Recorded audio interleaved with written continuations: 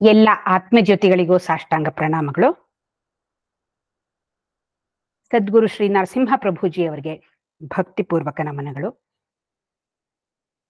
ಇಂದಿನ ಉಪನ್ಯಾಸವನ್ನ ಪ್ರಾರಂಭ ಮಾಡೋಕ್ಕಿಂತ ಮುಂಚೆ ಸದ್ಗುರುಗಳಿಗೆ ಹಾಗೂ ಗುರು ಪರಂಪರೆಗೆ ನಮ್ಮ ಗೌರವವನ್ನು ಸಲ್ಲಿಸೋಣ.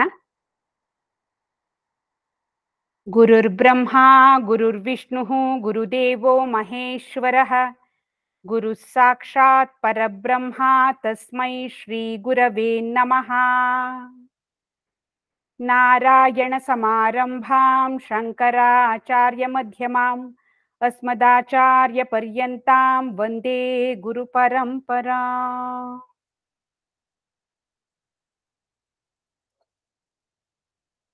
ವಾಣಿಜಿ ಹಾಗೂ ವಾಸುಜಿ ಅವರಿಗೆ ಧನ್ಯವಾದಗಳು. ಇವತ್ತಿನ ನನ್ನ ಉಪನ್ಯಾಸದ ಶೀರ್ಷಿಕೆ ತಿಲದ ಮರೆಯ ತೈಲದಂತೆ ಅಂತ. ಇದನ್ನ ಯಾರಾದ್ರೂ ಈ ಸಾಲುಗಳನ್ನ ಮೊದಲೆಲ್ಲಾದ್ರೂ ಕೇಳಿದ್ದೀರಾ? ಕೇಳಿದ್ರೆ ಎಲ್ಲಿ ಕೇಳಿರ್ಬಹುದು? ಯಾರಾದ್ರೂ ಹೇಳೋದಕ್ಕೆ ಸಾಧ್ಯವಾ? ಈಗ ನಾನು ಒಂದು ಪದ್ಯವನ್ನ ಪೂರ್ಣವಾಗಿ ಓದ್ತೀನಿ. ಆಗ ನಿಮ್ಗೆಲ್ರಿಗೂ ಗೊತ್ತಾಗುತ್ತೆ ಈ ಸಾಲುಗಳನ್ನ ನಾನು ಎಲ್ಲಿಂದ ತಗೊಂಡಿದ್ದೀನಿ ಅಂತ. ನೆಲದ ಮರೆಯ ನಿಧಾನದಂತೆ, ಹಲದ ಮರೆಯ ರುಚಿಯಂತೆ, ಇಲೆಯ ಮರೆಯ ಹೇಮದಂತೆ, ತಿಲದ ಮರೆಯ ತೈಲದಂತೆ, ಮರದ ಮರೆಯ ತೇಜದಂತೆ, ಭಾವದ ಮರೆಯ ಬ್ರಹ್ಮವಾಗಿಪ್ಪ ಚೆನ್ನಮಲ್ಲಿಕಾರ್ಜುನನ ನಿಲುವನಾರು ಅರಿಯಬಾರದು. ಈಗ ಗೊತ್ತಾಗಿರ್ಬೇಕಲ್ಲ ಚೆನ್ನಮಲ್ಲಿಕಾರ್ಜುನ ಬಂದ ಅಲ್ಲಿ. ಯಾರು ಈ ಒಂದು ವಚನವನ್ನ ಬರೆದಿರುವಂಥದ್ದು? ಅವಳು ಅಕ್ಕ ಮಹಾದೇವಿ. ಏನ್ ಹೇಳ್ತಾ ಇದ್ದಾಳೆ ಅಕ್ಕ ಈ ವಚನದಲ್ಲಿ? ಅಕ್ಕ ಚೆನ್ನಮಲ್ಲಿಕಾರ್ಜುನನ್ನ ತನ್ನ ಗಂಡ ಅಂತ ತಿಳ್ಕೊಂಡವಳು. ಚೆನ್ನಮಲ್ಲಿಕಾರ್ಜುನ ಅತ್ಯಂತ ಹತ್ತಿರದವನು. ಆದರೆ ಅವನನ್ನ ಅರಿಯೋದು ಸುಲಭ ಇಲ್ಲ ಅಂತ ಹೇಳ್ತಾ ಇದ್ದಾಳೆ ಅಕ್ಕ. ಬಹಳಷ್ಟು ಉದಾಹರಣೆಗಳನ್ನು ಕೊಟ್ಟು ಹೇಳ್ತಾ ಇದ್ದಾಳೆ. ಏನು ಉದಾಹರಣೆಗಳು? ನೆಲದ ಮರೆಯ ನಿಧಾನದಂತೆ. ನೆಲ, ಭೂಮಿ ಕಾಣಿಸ್ತಾ ಇದೆ ಇಲ್ಲೆಲ್ಲ. ಅದ್ರ ಒಳಗಡೆ ನಿಧಿ ಹೂತಿಟ್ಟಿರ್ತಾರೆ ಎಷ್ಟೋ ಜನ. ಸುಮ್ಮನೆ ನೆಲವನ್ನ ನೋಡಿದ್ರೆ ಆ ನಿಧಿ ನಮ್ಗೆ ಕಾಣಲ್ಲ. ಇಂಥ ಕಡೆ ನಿಧಿ ಇದೆ ಅನ್ನೋದು ತಿಳಿಯೋದೇ ಇಲ್ಲ. ಈ ನಿಧಿ ಅಂದ ತಕ್ಷಣ ನನಗೆ ನಮ್ಮ ಗುರುಗಳು ಯಾವಾಗ್ಲೂ ಹೇಳೋ ಅಂತ ಒಂದು ಕಥೆ ಜ್ಞಾಪಕ ಬರುತ್ತೆ. ಮುಂಬೈನ ಗೇಟ್ ವೇ ಆಫ್ ಇಂಡಿಯಾ ಹತ್ರ ಒಬ್ಬ ಭಿಕ್ಷುಕ, ಅವನಿಗೆ ಬುದ್ಧಿ ತಿಳಿದಾಗ್ಲಿಂದಾನು ಅಲ್ಲಿ ಭಿಕ್ಷೆ ಬೇಡ್ಕೊಂಡು ಕೂತಿದ್ನಂತೆ. ಭಿಕ್ಷೆ ಬೇಡ್ತಾನೆ ವಯಸ್ಸಾಯ್ತು. ಒಂದ್ ದಿವಸ ಗೊಟಕ್ಕಂದ್ರೆ ಅವನಿಗೆ ಹತ್ತಿರ ಸಂಬಂಧಿಗಳು ಯಾರು ಇರಲಿಲ್ಲ ಅವನ ಅಂತ್ಯಕ್ರಿಯೆಗಳನ್ನ ಮಾಡೋದಕ್ಕೆ. ಸರಿ, ಮುನ್ಸಿಪಾಲ್ಟಿನವರೇ ಬಂದ್ರು, ನೋಡಿದ್ರು, ಅಯ್ಯೋ ಈ ಭಿಕ್ಷುಕನ ಹೆಣ ತಗೊಂಡಷ್ಟು ದೂರ ಎಲ್ಲೋ ಹೋಗಿ ಆ ಕ್ರಿಮಿಟೋರಿಯಂಗೆ ಹೋಗಿ ಅಲ್ಲಿ ಯಾರಪ್ಪ ಮಾಡ್ತಾರೆ, ಇಲ್ಲೇ ಒಂದ್ ಕಡೆ ಅಗದ್ಬಿಟ್ಟು ಅಲ್ಲೇ ಹೂತ್ ಬಿಟ್ರಾಯ್ತು ಅವನ್ನ ಅನ್ಕೊಂಡು ಅಲ್ಲಿ ಅಗದ್ರಂತೆ. ಅಗದ್ರೆ ಅಲ್ಲಿ ಅಪಾರವಾದ ನಿಧಿ ಇದೆ. ಪಾಪ ಆ ಭಿಕ್ಷುಕ ಅಷ್ಟು ದಿವಸವೂ ಅಲ್ಲೇ ಕೂತಿದ್ದಾನೆ, ಆ ನಿಧಿ ಮೇಲೆ ಕೂತಿದ್ದಾನ ಅವನು. ಆದ್ರೆ ಗೊತ್ತಿಲ್ಲ ನಿಧಿ ಅಲ್ಲಿದೆ ಅಂತ ಅವನಿಗೆ ಗೊತ್ತಿಲ್ಲ. ಹಾಗೆ ನೆಲದ ಮರೆಯ ನಿಧಾನದಂತೆ, ಗೊತ್ತೇ ಆಗಲ್ಲ ಅಲ್ಲಿ ನಿಧಿ ಇದೆ ಅನ್ನೋದು. ಎರಡನೇದಾಗಿ ಹಲದ ಮರೆಯ ರುಚಿಯಂತೆ. ಒಂದು ಹಣ್ಣು ಸೊಗಸಾಗಿರುತ್ತೆ ನೋಡಕ್ಕೆ, ಆದ್ರೆ ಆ ಹಣ್ಣು ಸಿಹಿಯಾಗಿದೆಯಾ, ಹುಳಿಯಾಗಿದೆಯಾ, ಕಹಿಯಾಗಿದೆಯಾ ಗೊತ್ತಾಗತ್ತಾ? ಗೊತ್ತಾಗಲ್ಲ. ನಾನು ಮೊದಲು ಆಫೀಸ್ನಲ್ಲಿ ಕೆಲ್ಸಕ್ಕೆ ಹೋಗ್ತಾ ಇದ್ದಾಗ ನನ್ನ ಸ್ನೇಹಿತೆ ಒಬ್ರು ಒಂದ್ ದಿವಸ ಅವ್ರ ಅಣ್ಣನ ಮನೆಯಿಂದ ಒಂದು ದಾಳಂಬಿ ತಗೊಂಬಂದ್ರು. ದಪ್ಪ ದಾಳಂಬಿ, ಕೆಂಪಗಿತ್ತು. ಬಿಡಿಸಿದ್ರೆ ಒಳ್ಳೆಯ ಮಣಿಗಳು ಅಷ್ಟೇ ಕೆಂಪಗೆ, ಬಹಳ ಚೆನ್ನಾಗಿತ್ತು. ಎಷ್ಟು ರುಚಿಯಾಗಿದೆಯೋ ಅನ್ಕೊಂಡು ಬಾಯಿಗೆ ಹಾಕೊಂಡ್ರೆ ಹುಳಿ ಗೊಜ್ಜು, ಪಾಪಪ್ಪ ಅಂತ ಹುಳಿ. ಆಮೇಲೆ ನಾವ್ ಅದಕ್ಕೆ ಉಪ್ಪು ಖಾರ ಸಿಹಿ ಎಲ್ಲ ಹಾಕಿ ಅದನ್ನೆಲ್ಲ ಕಲಸಿ ಮ್ಯೂಟ್ ಆಗಿರಬಹುದು ಕಾತ್ಯಾಯಿನಿ ಅವರೇ, ನೀವು ನೋಡಿ. ಇಲ್ಲ ಇಲ್ಲ ಅಲ್ವಾ? ಮ್ಯೂಟ್ ಆಗಿಲ್ವಲ್ಲ.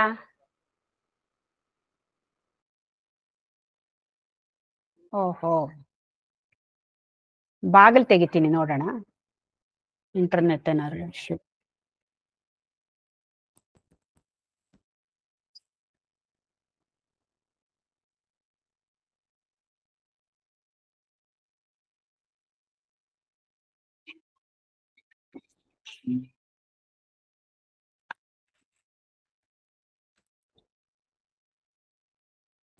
ಈಗ ಕೇಳುತ್ತಾ?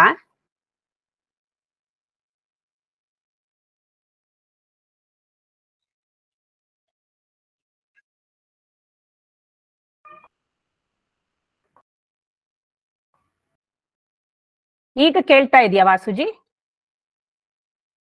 ಕೇಳಿಸ್ತಾ ಇದೆ, ಮಾತಾಡಿ. ಕೇಳಿಸ್ತಾ ಇದೆ, ಮಾತಾಡಿ. ಇವಾಗ ಎಲ್ಲಿಂದ ಹೇಳ್ಬೇಕು? ಇವೆಲ್ಲಿವರೆಗೂ ಕೇಳಿಸ್ತು ನಿಮ್ಗೆ? ಇದು ಫಲದಲ್ಲಿ ಅಡಕೊಂಡಿರುವಂತಹ ಸಿಹಿ ಅಂತೆ. ಸರಿ, ಫಲದ ಮರೆಯ ರುಚಿಯಂತೆ. ಕೆಲವು ರಿಪೀಟ್ ಆಗ್ಬಹುದು. ಮತ್ತೆ ಒಂದು ಹಣ್ಣು ತುಂಬಾ ನೋಡೋದಕ್ಕೆ ತುಂಬಾ ಚೆನ್ನಾಗಿ ಇರಬಹುದು, ಒಳ್ಳೆ ಬಣ್ಣವಾಗಿರ್ಬಹುದು, ಆದ್ರೆ ಅದ್ರ ರುಚಿ ಹೇಗಿದೆ ಅಂತ ನಮ್ಗೆ ಹೆಂಗ್ ಗೊತ್ತಾಗತ್ತೆ? ಖಂಡಿತ ಗೊತ್ತಾಗಲ್ಲ. ನಾನು ಮೊದಲು ಆಫೀಸ್ನಲ್ಲಿ ಕೆಲ್ಸಕ್ಕೆ ಹೋಗ್ತಾ ಇದ್ನಲ್ಲ, ಆವಾಗ ನಮ್ಮ ಸ್ನೇಹಿತೆ ಒಬ್ರು ಒಂದು ದಾಳಂಬಿ ಹಣ್ಣು ತಗೊಂಬಂದ್ರು ಒಂದ್ ದಿವ್ಸ. ಕಪ್ಪು ದಾಳಂಬಿ ಹಣ್ಣು, ಕೆಂಪಗಿತ್ತು. ಅದನ್ನ ಬಿಡಿಸಿದ್ರೆ ಆ ಮಣಿಗಳು ಅಷ್ಟೇ ಒಳ್ಳೆ ರಸಭರಿತವಾಗಿ ಕೆಂಪಗಿತ್ತು. ಎಷ್ಟು ರುಚಿನೋ ಅಂತ ಅನ್ಕೊಂಡು ಬಾಯಿಗೆ ಹಾಕೊಂಡ್ರೆ ಹುಳಿ ಗೊಜ್ಜು. ಪಾ, ಅಲ್ಲೆಲ್ಲ ಕೂಸ್ ಹೋಯ್ತು. ಈಗ್ಲೂ ಜುಮ್ ಅನ್ನುತ್ತೆ ನೆನ್ಸ್ಕೊಂಡ್ರೆ. ಆಮೇಲೆ ಅದಕ್ಕೆ ನಾವು ಎಲ್ಲ ಉಪ್ಪು ಖಾರ ಸಿಹಿ ಎಲ್ಲ ಹಾಕಿ ಕಲಸಿ ಒಂದ್ ಕಡೆ ಇಟ್ಟು ಸ್ವಲ್ಪ ಹೊತ್ತು ಆಮೇಲೆ ಅದನ್ನ ಬಾಯಿಗೆ ಹಾಕೊಂಡು ಹೊರಳಿಸ್ಕೊಂಡು ತಿಂದ್ವಿ ಅಂತ ಇಟ್ಕೊಳ್ಳಿ, ಅದು ಬೇರೆ ವಿಷಯ. ಆದ್ರೆ ಹಣ್ಣನ್ನ ಸುಮ್ನೆ ನೋಡಿದ ತಕ್ಷಣ ಅದರ ರುಚಿ ಖಂಡಿತವಾಗ್ಲೂ ಗೊತ್ತಾಗೋದಿಲ್ಲ. ಅದೇ ರೀತಿ ಶಿಲೆಯ ಮರೆಯ ಹೇಮದಂತೆ. ಕಲ್ಲಿನಲ್ಲಿ ಬಂಗಾರ ಇರುತ್ತೆ, KGF ಅಲ್ಲಿ ಅದು ಚಿನ್ನದ ಗಣಿ. ಆದ್ರೆ ಎಲ್ಲಾ ಕಡೆ ಇರೋ ಕಲ್ಲಿನಲ್ಲಿ ಬಂಗಾರ ಇದೆಯಾ? ಇಲ್ಲ. ಆಮೇಲೆ ಯಾವ ಕಲ್ಲಿನಲ್ಲಿ ಬಂಗಾರ ಇದೆ ಅಂತ ಹೆಂಗ್ ಗೊತ್ತಾಗುತ್ತೆ? ಬಹಳ ಕಷ್ಟ. ಅದಕ್ಕೆ ಬಹಳಷ್ಟು ಪ್ರಯೋಗಗಳನ್ನ ಮಾಡಬೇಕು. ಆಮೇಲೆ ಒಂದ್ ಕಲ್ಲಿನಲ್ಲಿ ಬಂಗಾರ ಇದೆ ಅಂದ್ ಮಾತ್ರಕ್ಕೆ ತಕ್ಷಣ ತೆಗಿಯಕ್ಕಾಗಲ್ಲ. ಅದನ್ನು ಒಡೆದು ಚೂರು ಮಾಡಿ ಅದಕ್ಕೆ ಬೇಕಾದಷ್ಟು ಸಂಸ್ಕರಣೆಗಳನ್ನು ಮಾಡಿ ಆಮೇಲೆ ಆ ಚಿನ್ನವನ್ನ ತೆಗಿಬಹುದು. ಸುಮ್ಮನೆ ನೋಡಿದ್ರಂತೂ ಇಂಥ ಕಲ್ಲಲ್ಲಿ ಚಿನ್ನ ಇದೆ ಅಂತ ಗೊತ್ತೇ ಆಗೋದಿಲ್ಲ. ತಿಲದ ಮರೆಯ ತೈಲದಂತೆ. ಚಿಕ್ಕ ಬೀಜ, ಏನೋ ಎಳ್ಳಿನ ಬೀಜ, ಅದ್ರಲ್ಲಿ ಎಣ್ಣೆ ಇದೆ ಅಂತ ಹೆಂಗಾದ್ರೂ ಗೊತ್ತಾಗತ್ತಾ? ಇಲ್ವೇ ಇಲ್ಲ. ಅದನ್ನ ಗಾಣಕ್ಕೆ ಹಾಕಿ ತಿರುಗಿಸಿದ ಮೇಲೆ ಅದರಲ್ಲಿ ಎಣ್ಣೆ ಬರುತ್ತೆ ಅನ್ನೋದು ಗೊತ್ತಾಗುತ್ತೆ. ಮರದ ಮರೆಯ ತೇಜದಂತೆ. ಒಂದು ಮರ ನೋಡ್ತೀವಿ, ಅದ್ರಲ್ಲಿ ಬೆಂಕಿ ಇದೆ ಅಂತ ಯಾರಿಗಾದ್ರೂ ಅನ್ಸುತ್ತಾ? ಖಂಡಿತ ಇಲ್ಲ. ಆದ್ರೆ ಹಿಂದಿನ ಕಾಲದಲ್ಲೆಲ್ಲ, ಈಗೇನೋ ನಮ್ಗೆ ಬೇಕಾದಷ್ಟು ಲೈಟರ್ಗಳು, ಆಟೋಮ್ಯಾಟಿಕ್ ಲೈಟರ್ಗಳು ಬಂದ್ಬಿಟ್ಟಿದೆ ಏನಾದ್ರೂ ಹಚ್ಕೊಳಕ್ಕೆ. ಹಿಂದೆ ಎಲ್ಲ ಏನಾದ್ರೂ ಯಜ್ಞ ಯಾಗ ಎಲ್ಲ ಮಾಡ್ಬೇಕಾದ್ರೆ ಅಲ್ಲಿ ಅಗ್ನಿಯನ್ನ ಪ್ರಜ್ವಲಿಸ್ಬೇಕಾದ್ರೆ 2 ಉದ್ದದ್ದು ಕೋಲುಗಳು, ಮರದ ಕೋಲುಗಳು, ಆರಣಿ ಅಂತ ಹೇಳೋರು, ಅದನ್ನ ಉಜ್ಜಿ ಉಜ್ಜಿ ಉಜ್ಜಿ ಉಜ್ಜಿ ಉಜ್ಜಿ ಎಷ್ಟೋ ಹೊತ್ತು ಉಜ್ಜಿದ ಮೇಲೆ ಒಂದು ಹಂತದಲ್ಲಿ ಭಗ್ಗಂತ ಬೆಂಕಿ ಹತ್ಕೊಳ್ಳೋದು. ಆವಾಗ ಅದರಿಂದ ಬೇರೆದಕ್ಕೆ ಬೆಂಕಿ ಹಚ್ಕೊಳ್ಳೋರು. ಈ ತರಹ ಮರದಲ್ಲಿ ಬೆಂಕಿ ಇದೆ ಅಂತ ಹೆಂಗ್ ಹೇಳಕ್ಕಾಗತ್ತೆ? ಆಗೋದೇ ಇಲ್ಲ. ಅದೇ ರೀತಿ ಭಾವದ ಮರೆಯ ಬ್ರಹ್ಮವಾಗಿಪ್ಪ ಚೆನ್ನಮಲ್ಲಿಕಾರ್ಜುನನ ನಿಲುವನಾರು ಅರಿಯಬಾರದು. ಒಂದ್ರಾಶಿ ಭಾವನೆಗಳು ನಮ್ಗೆ, ಸುಖ ದುಃಖ ನೋವು ನಲಿವು ದುಃಖ ದುಮ್ಮಾನಗಳು ಬರ್ತಾನೇ ಇರುತ್ತೆ ಭಾವನೆಗಳು. ಆದ್ರೆ ಈ ಭಾವನೆಗಳು ಬರಬೇಕಾದ್ರೆ ಅದ್ರ ಹಿಂದೆ ಆ ಒಂದು ಚೈತನ್ಯ ಶಕ್ತಿ ಇರಬೇಕು. ಅದಿಲ್ದೆ ಹೋದ್ರೆ, ಇವಾಗ ಸತ್ತೆ ಹೆಣ, ಅದ್ರಲ್ಲಿ ಯಾವ ಭಾವನೆ ಇದೆ? ಏನಿಲ್ಲ. ಜೀವಂತಿಕೆ ಇರಬೇಕಾದ್ರೆ, ಆ ಭಾವನೆಗಳು ಬರಬೇಕಾದ್ರೆ ಅದರ ಹಿಂದೆ ಆ ಚೈತನ್ಯದ ಅಗತ್ಯ ಇದೆ. ಆ ಚೈತನ್ಯವೇ ಅವನು, ಆ ಚನ್ನಮಲ್ಲಿಕಾರ್ಜುನ, ಅವನೇ ಆ ಪರಬ್ರಹ್ಮ. ಆದ್ರೆ ಈ ಭಾವನೆಯಲ್ಲಿ ನಾವು ಸಿಕ್ಕಾಕೊಂಡಿದ್ದಾಗ ನಮ್ಗದ್ರ ಹಿಂದೆ ಆ ಬ್ರಹ್ಮ ಇದ್ದಾನೆ ಅಂತ ಹೆಂಗ್ ಗೊತ್ತಾಗತ್ತೆ? ಗೊತ್ತೇ ಆಗೋದಿಲ್ಲ. ಹಾಗೆಯೇ ಇವನನ್ನ ತಿಳ್ಕೊಳ್ಳೋದು ಕಷ್ಟ ಸಾಧ್ಯ, ಸುಲಭ ಇಲ್ಲ ಅಂತ ಹೇಳ್ತಾ ಇದ್ದಾಳೆ ಅಕ್ಕ. ಈ ಅಕ್ಕ ಕನ್ನಡದ ಸಾರಸ್ವತ ಲೋಕದ ಪ್ರಥಮ ಕವಯತ್ರಿ ಅನ್ನೋ ಹೆಗ್ಗಳಿಕೆಗೆ ಪಾತ್ರಳಾದವಳು. ಸುಮಾರು 550 ವಚನಗಳನ್ನ ಆಕೆ ಬರೆದಿದ್ದಾಳೆ ಅಂತ ಅಂದಾಜು ಮಾಡಲಾಗಿದೆ. ಅಕ್ಕ ಭಕ್ತಿ ಹಾಗೂ ಜ್ಞಾನದ ಸಮ್ಮಿಳಿತವಾದ ಒಂದು ಶಕ್ತಿ. ಆ ಚನ್ನಮಲ್ಲಿಕಾರ್ಜುನನನ್ನ ತನ್ನ ಆರಾಧ್ಯ ದೈವವನ್ನಾಗಿ ಮಾಡಿಕೊಂಡವಳು. ಈ ಭಕ್ತ ಹಾಗೂ ಭಗವಂತ ಆ ಒಂದು ಸಂಬಂಧ ಬಹಳ ವಿಚಿತ್ರವಾದದ್ದು. ಒಬ್ಬೊಬ್ಬ ಭಕ್ತ ಭಗವಂತನನ್ನ ಒಂದೊಂದು ರೀತಿಯಲ್ಲಿ ಆರಾಧಿಸ್ತಾನೆ. ರಾಮಕೃಷ್ಣ ಪರಮಹಂಸರು ಭಗವಂತನನ್ನ ತಾಯಿಯ ರೂಪದಲ್ಲಿ ಕಂಡ್ರು. ಕಾಳಿ ತಾಯಿ, ತಾನು ಮಗು ಅನ್ನೋ ರೀತಿಯಲ್ಲಿ. ಅದೇ ಅವರ ಶಿಷ್ಯೆಯಾದ ಗೋಪಾಲೇರ್ಮ ಭಗವಂತನನ್ನ ಮಗುವಾಗಿ ಕಂಡ್ರು. ಬಾಲಗೋಪಾಲ ಅವನು ಭಗವಂತ, ತಾನು ತಾಯಿ ಅಂತ. ಹನುಮಂತ ರಾಮನ ಬಂಟ ತಾನು ಅನ್ನುವ ದಾಸ್ಯಭಾವ. ಅರ್ಜುನ ಕೃಷ್ಣ ತನ್ನ ಗೆಳೆಯ ಸಖ ಅನ್ನುವ ಸಖ್ಯಭಾವ. ಅದೇ ರೀತಿಯಲ್ಲಿ ಸಂತ ಮೀರಾ ಹಾಗೂ ಅಕ್ಕ ಮಹಾದೇವಿ ಮಧುರ ಭಾವದ ಸಾಧಕಿಯರು. ಭಗವಂತ ತನ್ನನ್ನಲ್ಲ, ತನ್ನ ಗಂಡ, ತನ್ನ ಇನಿಯ, ತನ್ನ ಪ್ರಿಯತಮ ಅನ್ನೋ ರೀತಿಯಲ್ಲಿ ಕಂಡು ಅವನನ್ನ ಪ್ರೀತಿಸಿ ಆರಾಧಿಸಿದವರು. ಇಂತಹ ಮಧುರ ಭಾವದ ಸಾಧಕಿಯಾದ ಅಕ್ಕನ ಬಗ್ಗೆ ಇವತ್ತು ಸ್ವಲ್ಪ ತಿಳ್ಕೊಳ್ಳುವಂತಹ ಪ್ರಯತ್ನವನ್ನ ಮಾಡೋಣ. ಅಕ್ಕ ತನ್ನ ಚರಿತ್ರೆಯನ್ನು ಬರ್ಕೊಂಡವಳಲ್ಲ. ಆದರೆ 12ನೇ ಶತಮಾನದಲ್ಲಿ ಇದ್ದ ಶಿವಶರಣರ ಚರಿತ್ರೆಯನ್ನ 17, 16ನೇ ಶತಮಾನಗಳಲ್ಲಿ ಇವರ ವಚನಗಳ ಮೂಲಕ ಕಟ್ಟಿಕೊಟ್ಟಿದ್ದಾರೆ. ಶೂನ್ಯ ಸಂಪಾದನೆಗಳ ಮೂಲಕ ಅನೇಕರು. ಹಾಗಾಗಿ ಇವತ್ತು ನಾವು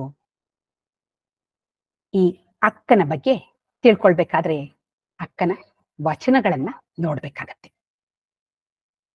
ನಾನು ಇವತ್ತು ಡಾಕ್ಟರ್ ಗುರುರಾಜ್ ಕರ್ಜಗಿ ಅವರ ಉಪನ್ಯಾಸ ಹಾಗೂ ಅಕ್ಕನ ವಚನಗಳನ್ನ ನನ್ನ ಉಪನ್ಯಾಸಕ್ಕೆ ಆಧಾರವಾಗಿ ತೆಗೆದುಕೊಂಡಿದ್ದೇನೆ. ಶಿವಭಕ್ತಿಯ ಮುಚ್ಚಳವನ್ನು ತೆಗೆದಂತೆ ಕಣ್ಣುಗಳನ್ನು ತೆರೆದಳು ಮಹಾದೇವಿ ಅಂತ ಹೇಳ್ತಾನೆ ಹರಿಹರ. ಈಗ ನಾವು ಒಂದು ಪೆಟ್ಟಿಗೆಯಲ್ಲಿ ಬೇಕಾದಷ್ಟು ಒಡವೆ ವಸ್ತುಗಳನ್ನ ಹಾಕಿ ಅದರ ಮುಚ್ಚಳ ಮುಚ್ಚಿರ್ತೀವಿ ಅಂತ ಇಟ್ಕೊಳ್ಳಿ. ಮುಚ್ಚಳ ತೆಗೆದ ತಕ್ಷಣ ಅವೆಲ್ಲ ನಗನಗಿಸುತ್ತವೆ, ಕಣ್ಣು ಕೋರೈಸೋ ಹಾಗೆ ಪ್ರಜ್ವಲಿಸುತ್ತವೆ. ಅದೇ ರೀತಿ ಈ ಮಹಾದೇವಿ ಪುಟ್ಟ ಮಗು ಕಣ್ಣುಗಳನ್ನ ತೆರೆದರೆ ಆ ಶಿವನ ಮೇಲಿನ ಭಕ್ತಿ ಪ್ರೀತಿ ಪ್ರಜ್ವಲಿಸ್ತಾ ಇತ್ತಂತೆ, ಕಣ್ಣು ಕೋರೈಸೋ ಹಾಗೆ ಕಾಣಿಸ್ತಾ ಇತ್ತಂತೆ. ಅಂತಹ ಶಿವಭಕ್ತೆ ಈ ಅಕ್ಕ ಮಹಾದೇವಿ. 1130 ಆಸ್ಪಾಸ್ನಲ್ಲಿ ಉಡುತಡಿ ಅನ್ನುವ ಗ್ರಾಮದಲ್ಲಿ, ಶಿವಮೊಗ್ಗ ಜಿಲ್ಲೆಗೆ ಸೇರಿದಂಥದ್ದು. ಆ ಗ್ರಾಮದಲ್ಲಿ ನಿರ್ಮಲ ಶೆಟ್ಟಿ ಹಾಗೂ ಸುಮತಿ ಅನ್ನುವ ಶಿವಭಕ್ತರು, ಅಂಥ ಶಿವಭಕ್ತ ದಂಪತಿಗಳಿಗೆ ಮಗುವಾಗಿ ಜನಿಸಿದ್ಲು ಈ ಮಹಾದೇವಿ. ಪೂರ್ಣವಾದ ಶಿವಮಯವಾದ ವಾತಾವರಣ ಮನೆಯಲ್ಲಿ, ತಂದೆ ತಾಯಿ ಇಬ್ರು ಶಿವಭಕ್ತರು. ಸದಾ ಶಿವನ ನಾಮ ಸಂಕೀರ್ತನೆ, ಜಪ, ಪೂಜೆ ಇವುಗಳನ್ನೇ ನಿರತರಾಗಿದ್ದವರು. ಈ ಮಗುವಿಗೂ ಅದೇ ವಾತಾವರಣ ಸಿಕ್ತು. ತಾಯಿ ಮಗುವಿಗೆ ಶಿವನ ಕಥೆಗಳನ್ನು ಹೇಳ್ತಾ ಇದ್ಲು, ಶಿವನ ನಾಮವನ್ನ ಜಪಿಸೋದಕ್ಕೆ ಹೇಳ್ತಾ ಇದ್ಲು, ಅನೇಕ ವಚನ ಗೋಷ್ಠಿಗಳಿಗೆ ಕರ್ಕೊಂಡು ಹೋಗ್ತಾ ಇದ್ಲು, ಬಸವಣ್ಣ, ಅಲ್ಲಮಪ್ರಭು ಇವರುಗಳ ಬಗ್ಗೆ ಎಲ್ಲ ಹೇಳ್ತಾ ಇದ್ಲು. ಮಗುವಿಗೂ ಕೂಡ ವಚನಗಳನ್ನು ಬರೆಯೋದಕ್ಕೆ ಪ್ರೋತ್ಸಾಹ ಕೊಡ್ತಾ ಇದ್ಲು. ಇಂತಹ ಒಂದು ವಾತಾವರಣದಲ್ಲಿ ಈ ಮಗು ಬೆಳೀತಾ ಬಂತು. ಶಿವನ ಬಗ್ಗೆ ಬಹಳವಾದ ಪ್ರೀತಿ, ಮೆಚ್ಚುಗೆ. ಒಂದ್ಸರ್ತಿ ತಾಯಿ ಒಂದು ಹರಿಕಥೆಗೆ ಕರ್ಕೊಂಡು ಹೋಗಿದ್ಲು ಮಗುವನ್ನ. ಆ ಹರಿಕಥೆ ಯಾವತ್ತು, ಅದರಲ್ಲಿ ವೀರಸಂಗಯ್ಯನ ಕಥೆ.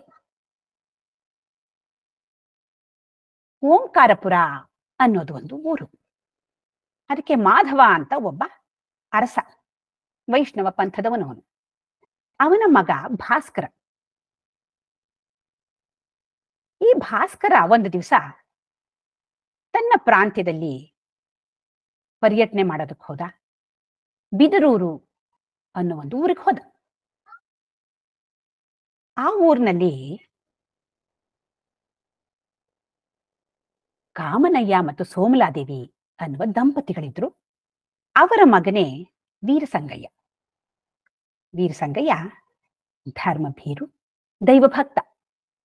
ಅವನಿಗೆ ಮದುವೆ ಮಾಡಬೇಕು ಅಂತಂದ್ಕೊಂಡು ಅವರ ಹತ್ತಿರದ ಸಂಬಂಧದರೇ ನೋಡಿದ್ರು.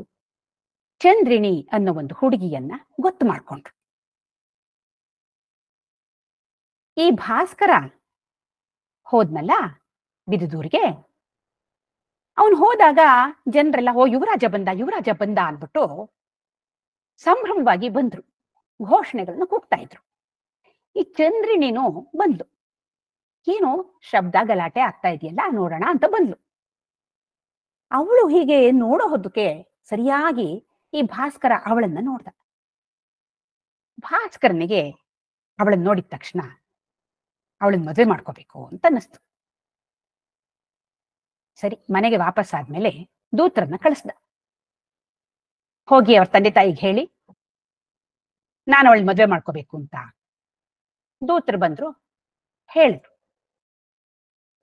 ಅವ್ರ ತಂದೆ ತಾಯಿಗೆ ಗಾಬರಿ ಆಯ್ತು. ಯಾಕೆಂದ್ರೆ ಈಗಾಗ್ಲೇ ಮದ್ವೆ ನಿಶ್ಚಯ ಆಗಿದೆ ಅವಳಿಗೆ. ಅಯ್ಯೋ ಇಲ್ಲ, ಅವಳಿಗೆ ಈಗಾಗ್ಲೇ ಮದ್ವೆ ನಿಶ್ಚಯ ಆಗೋಗಿದೆ ವೀರಸಂಗಯ್ಯ ಅನ್ನೋ ಹುಡುಗನ ಜೊತೆನಲ್ಲಿ, ಈಗ ಹೇಗ್ ಮದ್ವೆ ಮಾಡ್ಕೊಡಕ್ಕಾಗತ್ತೆ ಅಂತ ಹೇಳಿದ್ರು. ಆಯ್ತು, ದೂತರು ಹೋದ್ರು, ರಾಜನ್ಗೆ ಯುವರಾಜನ್ಗೆ ಹೇಳಿದ್ರು. ಅವನೇನು ಹೇಳಿಲ್ಲ. ಸರಿ ಅನ್ಬಿಟ್ಟ. ಆಯ್ತಲ್ಲ, ತೊಂದರೆ ತಪ್ಪಿತು ಅಂತ ಎಲ್ಲ ನಿರಾಳ ಆಯ್ತು. ಈ ಕಡೆ ಮದ್ವೆನೂ ನಡೀತು. ಮದ್ವೆ ದಿಬ್ಬಣ ಬಿದದೂರಿಗೆ ಬಂತು. ಅಷ್ಟೊತ್ತಿಗೆ ಇವನೇನ್ ಮಾಡ್ದ ಭಾಸ್ಕರ, ಶಿವಭಕ್ತನ ವೇಷ ಹಾಕೊಂಡು ತನ್ನ ಒಂದಷ್ಟು ಸೈನಿಕರನ್ನ ಕರ್ಕೊಂಡು ಹೋದ. ಏಕಾಏಕಿ ಆ ಮದ್ವೆ ದಿಬ್ಬಣದ ಮೇಲೆ ದಾಳಿ ಮಾಡ್ದ. ಆ ವೀರಸಂಗಯ್ಯನಿಗೂ ಎಷ್ಟೋ ಜನ ಸ್ನೇಹಿತರಿದ್ರು. ಅವರು ವೀರಾವೇಶವಾಗಿ ಹೋರಾಡಿದ್ರು. ಅವ್ರ ಕೈಯೇ ಮೇಲಾಯ್ತು. ತಕ್ಷಣ ಇವನೇನ್ ಮಾಡ್ದ ಭಾಸ್ಕರ, ಕತ್ತಿ ತಗೊಂಡಿದ್ದೇನೆ, ಹೋಗಿದ್ದೇನೆ, ಆ ವೀರಸಂಗಯ್ಯನ ಎದೆಗೆ ಕಿಟ್ಟುಬಿಟ್ಟ. ಅವನ್ನ ಇರಿದು ಕೊಂದ್ಬಿಟ್ಟ. ಹರ ಹರ ಕರುಣಾಕರ ತ್ರಾಹಿ ಕೃಪಾಳು ಅಂತ ಕೂಗ್ಕೊಂಡ. ವೀರಸಂಗಯ್ಯ ಸತ್ ಹೋದ. ಕೈಲಾಸದಲ್ಲಿದ್ದ ಈಶ್ವರನಿಗೆ ಇವನು ಕೂಗು ತಲುಪಿತು. ಹರ ಹರ ಕರುಣಾಕರ ತ್ರಾಹಿ ನಮೋ ನಮೋ ಅಂತ ಅವನು ಕೂಗ್ಕೊಂಡಲ್ಲ. ತಕ್ಷಣ ಬಂದ ಶಿವ, ಕೈಲಾಸದಿಂದ ಬಂದಿದ್ದೇನೆ, ಅವನನ್ನ ತನ್ನ ಜೊತೆಯಲ್ಲಿ ಕರೆದುಕೊಂಡು ಹೋಗಿ ತನ್ನ ಗಣಗಳಲ್ಲಿ ಅವನಿಗೆ ಒಂದು ಪದವಿಯನ್ನು ಕೊಟ್ಟು ಅವನನ್ನ ಅಲ್ಲೇ ಇರಿಸ್ಕೊಂಡ ಅಂತ ದಾಸರು ಕಥೆಯನ್ನ ಹೇಳಿದ್ರು. ಮಹಾದೇವಿಗೆ ಈ ಕಥೆ ತುಂಬಾ ಇಷ್ಟ ಆಯ್ತು. ಅಪ್ಪ, ಈ ಶಿವ ಅದೆಷ್ಟು ಕರುಣಾಳು. ಆ ಭಕ್ತ ಒಂದು ಸರ್ತಿ ಕೂಗ್ಕೊಂಡ ತಕ್ಷಣ ಓಡ್ ಬಂದ್ಬಿಟ್ನಲ್ಲ, ಅವನನ್ನ ಕರ್ಕೊಂಡು ಹೋಗಿ ತನ್ನ ಜೊತೆಯಲ್ಲಿ ಇಟ್ಕೊಂಡ್ಬಿಟ್ನಲ್ಲ, ಗಣಪದವಿ ಕೊಟ್ಬಿಟ್ಟು. ನಂಬದ್ರೆ ಇಂಥ ಶಿವನನ್ನು ನಂಬಬೇಕು, ಆರಾಧಿಸಿದ್ರೆ ಇಂಥ ಶಿವನನ್ನು ಆರಾಧಿಸ್ಬೇಕು, ಅವನ ಜೊತೆಯಲ್ಲಿ ಇರ್ಬೇಕು. ನನಗೆ ಇವನೇ ಆರಾಧ್ಯ ದೈವ. ನನ್ನ ಮನಸ್ಸಿನಲ್ಲೂ ಶಿವನೇ ಅಂತ ಅವಳ ಶಿವಭಕ್ತಿ ಇಮ್ಮಡಿಯಾಗೋಯ್ತು ಕಥೆ ಕೇಳಿದ್ಮೇಲೆ. ಶಿವನನ್ನ ಇನ್ನು ಹೆಚ್ಚು ಹೆಚ್ಚು ಭಕ್ತಿಯಿಂದ ಪ್ರೀತಿಯಿಂದ ಪೂಜೆ ಮಾಡೋದಕ್ಕೆ ಪ್ರಾರಂಭ ಮಾಡಿದ್ಲು. ಸ್ವಲ್ಪ ದಿನಗಳಾಯ್ತು, ತಂದೆ ತಾಯಿ ಅವಳಿಗೆ ಲಿಂಗ ಪೂಜೆಯನ್ನ ಮಾಡೋದಕ್ಕೆ ಅನುಮತಿ ಕೊಟ್ರು. ಅವಳಿಗೆ ಎಷ್ಟು ಸಂತೋಷವೋ, ತನ್ನ ಆರಾಧ್ಯ ದೈವ ಈಗ ತನ್ನ ಕರದಲ್ಲೇ ಬಂದ್ಬಿಟ್ಟಿದ್ದಾನೆ, ಕೈಯಲ್ಲೇ ಬಂದ್ಬಿಟ್ಟಿದ್ದಾನೆ, ಅಯ್ಯೋ ಇದಕ್ಕಿಂತ ಸಂತೋಷದ ಗಳಿಗೆ ಇದೆಯೇ ಅಂತ ತುಂಬಾ ಸಂತೋಷವಾಗಿ ಅವನ ಪೂಜೆ ಮಾಡೋದಕ್ಕೆ ಪ್ರಾರಂಭ ಮಾಡಿದ್ಲು. ಹೇಳ್ತಾಳೆ, ಸಜ್ಜನವಾಗಿ ಮಜ್ಜನ ಕೆರೆವೆ, ಶಾಂತಳಾಗಿ ಪೂಜೆಯ ಮಾಡುವೆ, ಸಮರತಿಯಿಂದ ನಿಮ್ಮನ್ನು ಕೂಡುವೆ, ಚೆನ್ನಮಲ್ಲಿಕಾರ್ಜುನ ದೇವ, ನಿಮ್ಮ ನಗಲದ ಪೂಜೆ ಅನುವಾಯುತ್ತೇನೆ ಅಂತಾಳೆ. ಹೇಗ್ ಮಾಡ್ತೀನಿ? ಸ್ನಾನ ಮಾಡಿಸ್ಬೇಕಲ್ಲ ಈ ಲಿಂಗಕ್ಕೆ, ನಾನು ಮೊದಲು ಶುಚಿಯಾಗಿ ನಾನು ಸ್ನಾನ ಮಾಡಿಕೊಂಡು ಆಮೇಲೆ ನಿನಗೆ ಸ್ನಾನ ಮಾಡಿಸ್ತೀನಿ. ಶಾಂತಳಾಗಿ ಪೂಜೆಯ ಮಾಡುವೆ, ಮೊದಲು ನನ್ನ ಮನಸ್ಸಿನಲ್ಲಿ ಶಾಂತಿಯನ್ನು ತಂದುಕೊಂಡು ಆಮೇಲೆ ನಿನ್ನ ಪೂಜೆ ಮಾಡ್ತೀನಿ. ನಾವು ಸುಮ್ಮನೆ ಪೂಜೆ ಏನ ಗಜ ಗಜ ಗಜ ಗಜ ಅಂತ ಇರುತ್ತೆ, ತಲೆ ಹೋಗೋದು, ಒಂದು 4 ಹೂ ಹಾಕೋದು, ಒಂಚೂರು ಕುಂಕುಮ ಅರಿಶಿನ ಅಕ್ಷತೆ ಹಾಕೋದು, ಮಂಗಳಾರತಿ ಎತ್ತೋದು, ಬರ್ತಾ ಇರೋದು, ಅದು ಪೂಜೆನಾ? ಈಗ ಧ್ಯಾನ ಮಾಡ್ಬೇಕಾದ್ರೆ ಮೊದ್ಲೇನ್ ಮಾಡ್ತಾರೆ? ಆರಾಮವಾಗಿ ಕೂತ್ಕೊಳ್ಳಿ, ನಿಧಾನವಾಗಿ ಉಸಿರಾಡಿ, ಆಳವಾದ ಉಸಿರು, ನಿಧಾನವಾದ ಉಸಿರು. ಉಸಿರನ್ನ ತಗೊಂಡಾಗ ಹೊಟ್ಟೆ ಉಬ್ಬುತ್ತೆ, ಉಸಿರನ್ನ ಹೊರಕ್ ಬಿಟ್ಟಾಗ ಹೊಟ್ಟೆ ಕುಗ್ಗುತ್ತೆ. ಇದನ್ನೇ ಗಮನಿಸ್ತಾ ಗಮನಿಸ್ತಾ ಉಸಿರಾಡಿ ಅಂತಾರೆ. ನಿಧಾನವಾಗಿ ಸ್ವಲ್ಪ ಹೊತ್ತು ಆ ರೀತಿ ಉಸಿರಾಟ ಮಾಡಿದಾಗ ಮನಸ್ಸು ಶಾಂತವಾಗತ್ತೆ. ಆಗ ಧ್ಯಾನ ಮಾಡೋದಕ್ಕೆ ಮನಸ್ಸು ಅಣಿಯಾಗತ್ತೆ. ಅದ್ ಬಿಟ್ಬಿಟ್ಟು ಬನ್ನಿ ಕೂತ್ಕೊಳ್ಳಿ ಧ್ಯಾನ ಮಾಡಿ ಅಂದ್ರೆ ಎಲ್ಲಾಗತ್ತೆ? ಏನು ಧ್ಯಾನ ಆಗಲ್ಲ. ಅದಕ್ಕೆ ಅವಳು ಹೇಳ್ತಾಳೆ, ಶಾಂತಳಾಗಿ ಪೂಜೆಯ ಮಾಡುವೆ, ನಾನು ಮೊದಲು ನನ್ನ ಮನಸ್ಸನ್ನ ಶಾಂತಿ ಮಾಡ್ಕೋತೀನಿ, ಆ ಶಾಂತವಾದ ಮನಸ್ಸಿನಿಂದ ನಿನ್ನ ಪೂಜೆಯನ್ನ ಮಾಡ್ತೀನಿ. ಸಮರ್ಥಿಯಿಂದ ನಿಮ್ಮನ್ನು ಕೂಡುವೆ, ಏಕೋ ಭಾವದಿಂದ, ನಾನು ನೀನು ಒಂದೇ ಭಗವಂತ ಅನ್ನುವ ಒಂದು ಭಾವನೆಯಿಂದ ನಿನ್ನ ಜೊತೆಯಲ್ಲಿ ಸೇರ್ತೀನಿ. ನಿಮ್ಮ ನಗಲದ ಪೂಜೆ ಅನುವಾಯುತ್ತೆನಗೆ, ನಿಮ್ಮ ಜೊತೆಲೇ ಯಾವಾಗ್ಲೂ ಇರೋ ಅಂಥ ಒಂದು ಸುಯೋಗ ನನಗೆ ಪ್ರಾಪ್ತಿಯಾಯ್ತು.